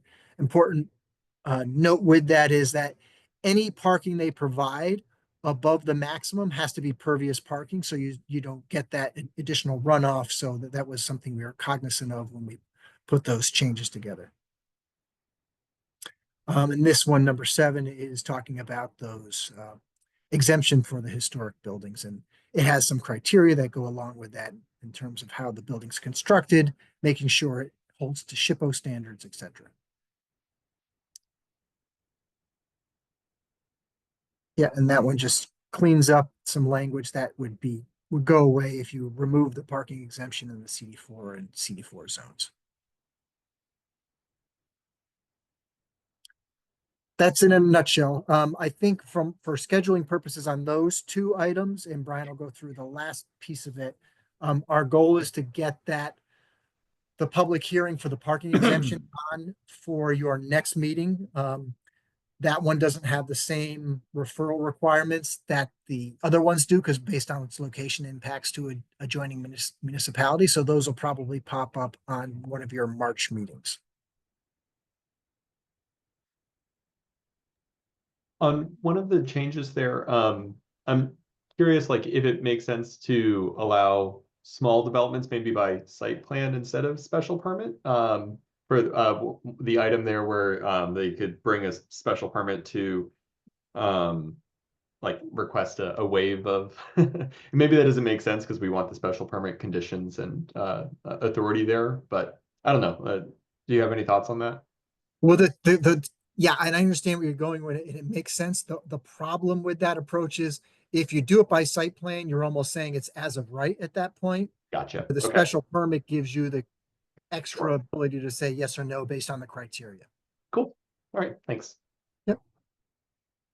Steve, it may just be late, but let me see. Item 6, number 10 on page 4. Any parking spaces within a lot provided above the minimum shall be pervious. I thought you were saying it's above the maximum.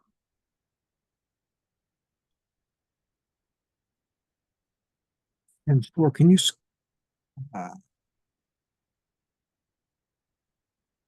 The 4th page, it's under 610. There, right there. Yeah.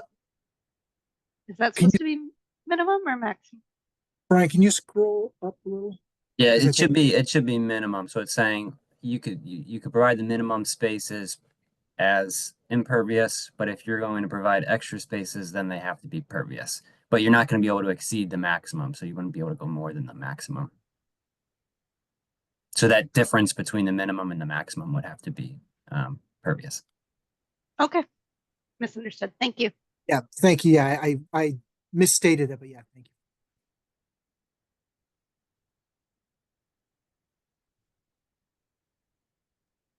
The Try to go. sorry. Sorry, Chapin. Go ahead. Very small, I think. One thing I remember from the letter was a call for like a comprehensive parking study. Is that something that I recognize as not something we need to bring to a public hearing, but is that something that we should undertake, or like what's the process for that if so? I have to circle back with TMP. I can't remember if they put that in their budget request or not. I'm not sure what the status is, but I can clarify that. Okay, thanks.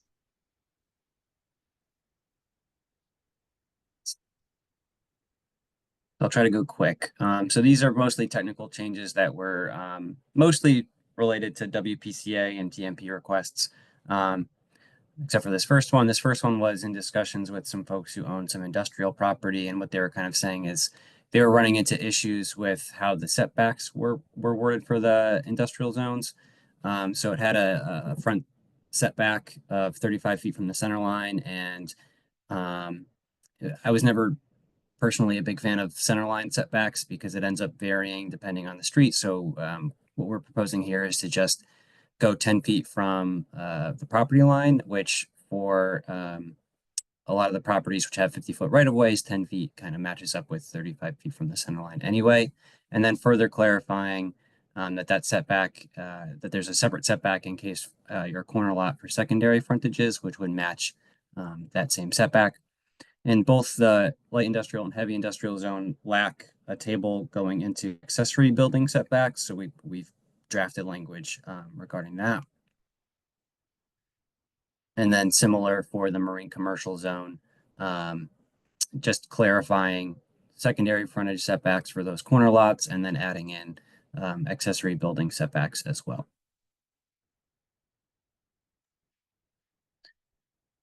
So most of these are really minor. This is brought up by TMP. Because they've adopted or are in the process or about to adopt the Complete Streets Design Guide, they would like us to start referencing that, which makes sense for us. So a lot of these are going to be deleting Department of Public Works roadway standards language and replacing it with the Complete Streets Design Guide.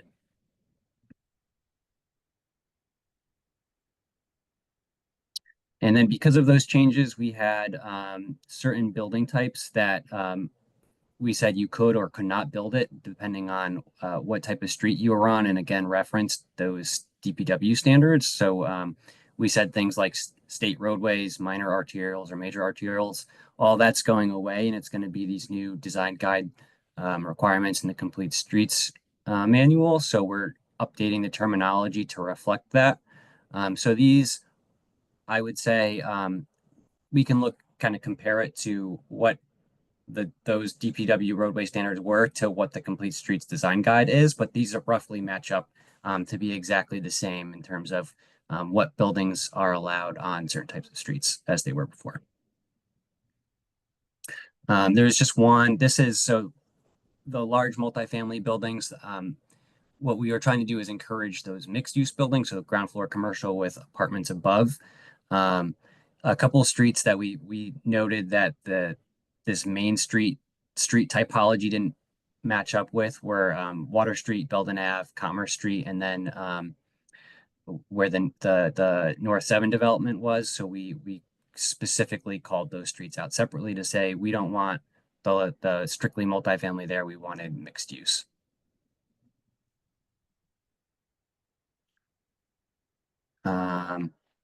So similar, this is the CD3. This is saying you can't do like a medical office or a mixed use building within the CD3 on certain street types unless you're a corner lot. So this is just updating that language based on the Complete Streets Design Guide. A lot of these are going to be that exact same language.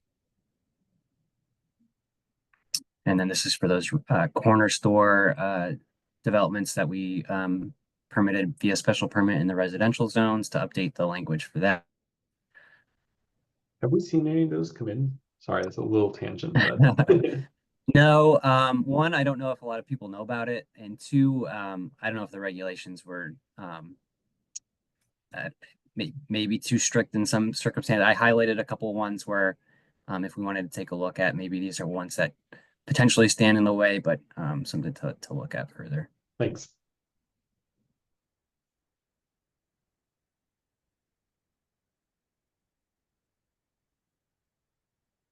This was a request for the waterfront clubs, is they sometimes have seasonal housing for their employees, so we wanted to permit that as an accessory use to the waterfront clubs. This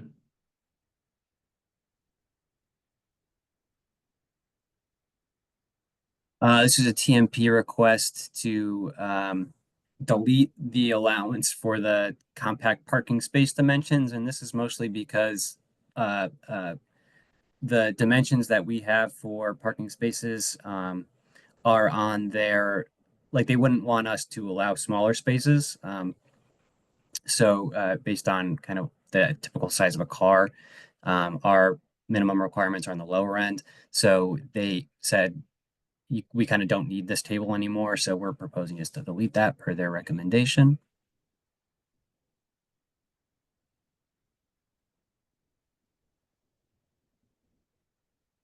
Here's actually the deletion of that table. And then associated text with that.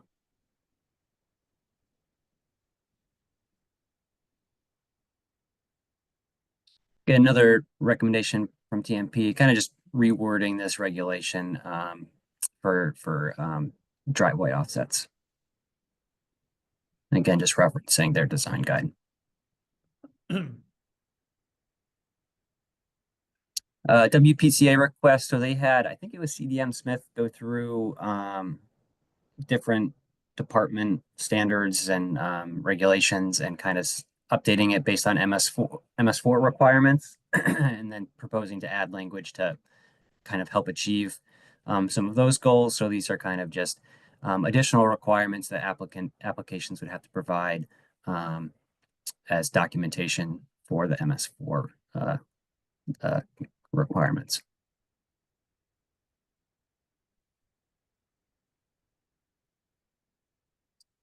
Again, same kind of stuff. And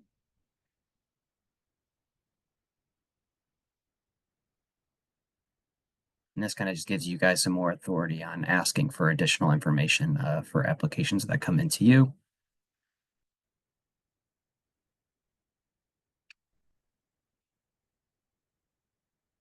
Workforce housing revision. This is kind of, so the two approaches that we had mentioned that there was an error and why, I don't know why one is deleted on the regulation that's posted. I'm terrible with InDesign, and unfortunately that's what our regulations are in. So I'm kind of trying to figure that out. So you can either do 10% of your units at 80% SMI and then pay a fee, or what this is saying is, or you could do 10% of the units at 60% SMI, no fee, but then you can drop your parking down to 1 space per unit. So it's kind of trying to incentivize that.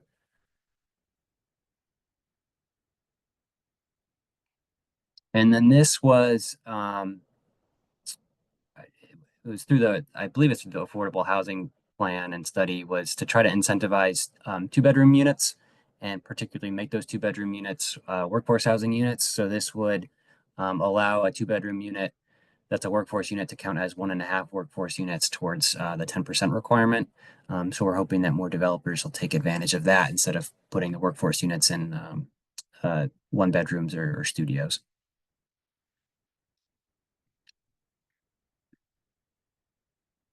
This is one. Brian?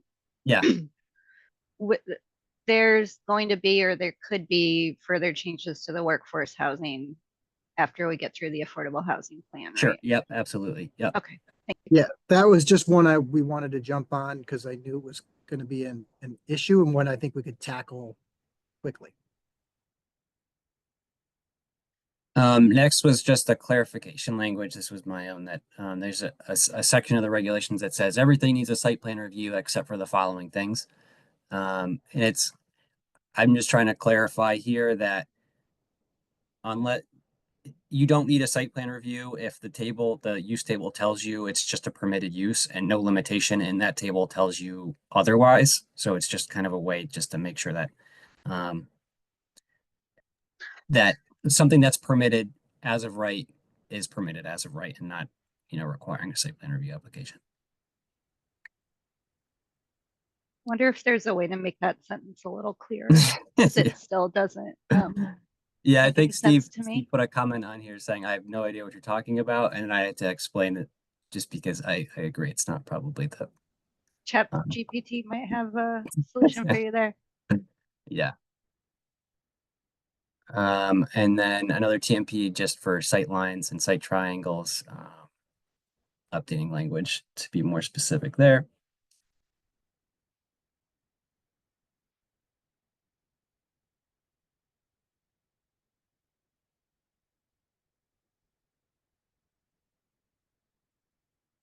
This was one, this should be on a separate page, but this is one where we had spoken with some attorneys and they had looked at the site plan review requirements and they noticed that the language that existed was problematic both on the city side and on the developer side, and saying that kind of it leaves certain things up to interpretation for a site plan review application, and site plan review applications are technically supposed to be not discretionary. They're supposed to meet, if they meet a certain standard, then they either comply or they don't. So this is kind of removing that discretionary language and replacing it with the more like, if you comply with these specific sections of the regulations, then we've determined that they comply, instead of kind of being open-ended. Whereas the special permit applications, you have more discretion in your review. TMP recommendations for traffic studies and review authority, and when to require traffic studies. So we've updated based on their recommendations. And I think that's the last one. So that language just gets mirrored from the site plan review section also into the special permit section. And that is that.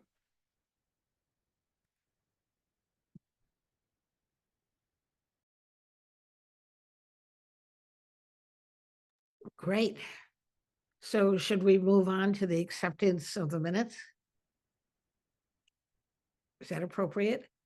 Do I have a motion to accept the minutes of January 8th, 2025? Who? Tammy. Tammy moves it. Anybody second? Lou seconds. All those in favor, show of hands. I'm going to abstain. Okay, Same. all right. Did the director have any further comments? Couple things, just a reminder, next Thursday night, the 30th, is the joint meeting with Common Council to go over the affordable housing plan. AKRF, who's the consultant for the project, will be on hand to present the kind of the outline of the study and really focus on recommendations and actions from that. So that, I can't remember the time, if we settled on 6:30 or 7, but I know an invite went out, so that time, Thursday night, is when the meeting will take place. The training with Corporation Counsel will be on February 26th. I'm just going to firm that date back up again with them, but that's what they indicated worked. And I think everybody on our end indicated that was okay. And I did send out the Connecticut Bar training. That's a Saturday event in March at Wesleyan. I had a couple of people that said they were interested. If you are, and you haven't gotten back to me yet, let me know by the end of the week so we can take care of registration for folks. I think that's all I had. Okay, now is that the meeting for the housing plan, that joint meeting, is that virtual or is it all in person? It's that we're doing virtual. Virtual, okay. Yeah, and we did talk a little bit about maybe having for one of you, like maybe we do like a quarterly meeting of yours we do in person. We can, I know December's might be a good night to do it, and maybe every 3 months from there we look at a in-person meeting to just everybody can say hi. It's good to see everybody and just sit around the table. So maybe we'll look at putting that back on the calendar. All righty. Steve, are you guys recommending that WestCog meeting in Wilton on January 29th as something that would be good for planning and zoning commissioners? Can you remind me of the topic again? Sorry. I think it was about building ADUs or something like that. I wrote it down in my calendar, but I didn't write the title of the thing, sorry. There was one that I saw that I didn't really pique my interest, but I can go back and look at that again and happy to. Is it building a neighborhood design workshop? Yeah, something like that. Maybe that's what it was, Anna. Was In that the title? Wilton? Yeah. It's about in Wilton. prefab. It's about prefab and modular design. Right, like ADU. Buildings. Okay. Maybe we don't need that. Hey, Steve, what was the other workshop that was given by the legal? So that is February 26th. That's Mhm. good. That's going to be with Corporation Counsel, who's going to go over kind of your roles and responsibility, ex parte communication, how to run the meeting, kind of like more of a nuts and bolts thing, but good refresher material to go over and make sure we're all on the same page. Do we have to Okay. take that if we took it last year? This one, yeah, this is a little different. This is, this is with No, corporate. it's mandatory. Yeah. I'm gonna We do, be- you guys do have continuing ed kind of credits you have to do. So Bren and I need to keep track of those and see what Will other will there be a opportunities. we can virtual get you. component? Because I'll be out of town. Yeah, for the 26th, that will be solely virtual. Oh, good. That's on the weekend, right? No. No, the one at the Connecticut Bar Association. Yeah, that's what I was talking about. That one's on a Saturday in March. Yeah, okay, so I'll sign up for that one. Okay. But we don't have to take that one in March, right? If we did it No, last. no, just if you're interested. Okay, but the one in February is mandatory. Yeah, I mean, sort of mandatory. If you can't make it for some reason, the meeting will get recorded and you can always watch it afterwards. So. Okay, thank you. Yeah. All right, so we're down to adjournment. No, we're not. Comments of commissioners. Oh, I thought the commissioners just already had commented. I'm sorry. I think I wanted to congratulate Nick on his new position. Yes, But I also wanted to make note of the fact that with Nick resigning as chair, we no longer have a vice chair. Galen is now the chair of the commission, not just filling in for Nick, but actually replacing Nick. I wanted to congratulate her. I may not be cut out for it, but I'll do it. You did just You were fine. great, Galen. Yeah. Yeah. So far, so good. Agreed. That was it for me. And I really appreciate that, Lou, and I appreciate Galen stepping up, and really am sorry for having to step down for this, but I think it's just the right call. But again, thank you all for the opportunity to serve in chair for even the brief period. I really, really did appreciate that. And you'll do great things in Desegregate Connecticut. We'll see. Expect- Excited and terrified. Segregate 6 months. Can I Six ask a months, done. question about Hector? So, right, Hector said that he was stepping down. So does the city publish that they're looking for new commissioners somewhere for people to apply? I mean, I I know think there's something they- on a web page where people can apply at any time, but I'm wondering if there's any sort of public notification. Not for individual boards. They have done it in the past where we actually had a whole evening session where we went through all the boards and what they did and tried to drum up interest that way. Usually if this commission, ZBA or conservation needs a member, I kind of just keep hounding the mayor's office, or, once in a while somebody reaches out to us, or we kind of identify somebody that from past meetings who seems like they might be a good fit. And then we might say, hey, did you think about this person, or reach out. But I don't think that they advertise it unless there's like across the board, a big need for a lot of different boards and commissions.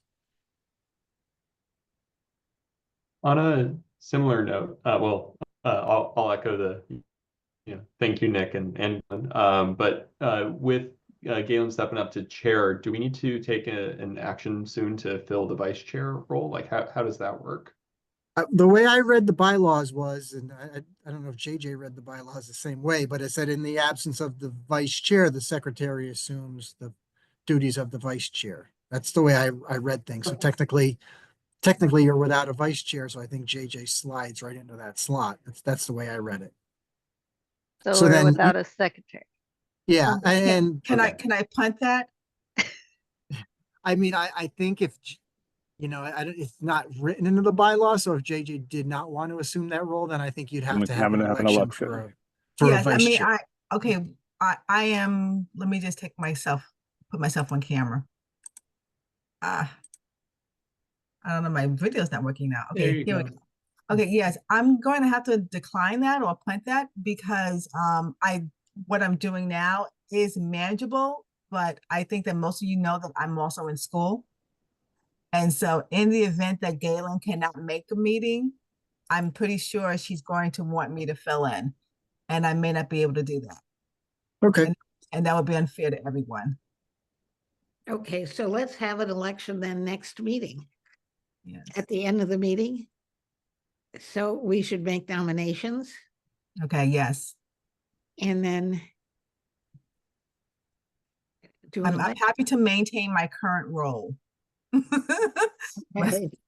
But cannot step up to anything higher. Do we have Well, to establish a nominating committee? I was just thinking about that. I got to look Yeah, at the maybe bylaws to that would see be the what's better way to do required. it, is a Can nominating. we provisionally create that committee tonight? And if it doesn't do No, I anything, think we should let Steve and Galen and Brian look at the bylaws and they can come back to us. I don't want to do anything I don't think we should do anything on the fly. sounds good. Okay, thank you. Alrighty. Okay, so now I think we're ready to adjourn. I'll move. I Hopefully. think Anna beat me to it. Great job, Galen. Yes, Great yes. job. Fearless Good night, leader. everyone. Thank you. Good night. Thank you. Good night.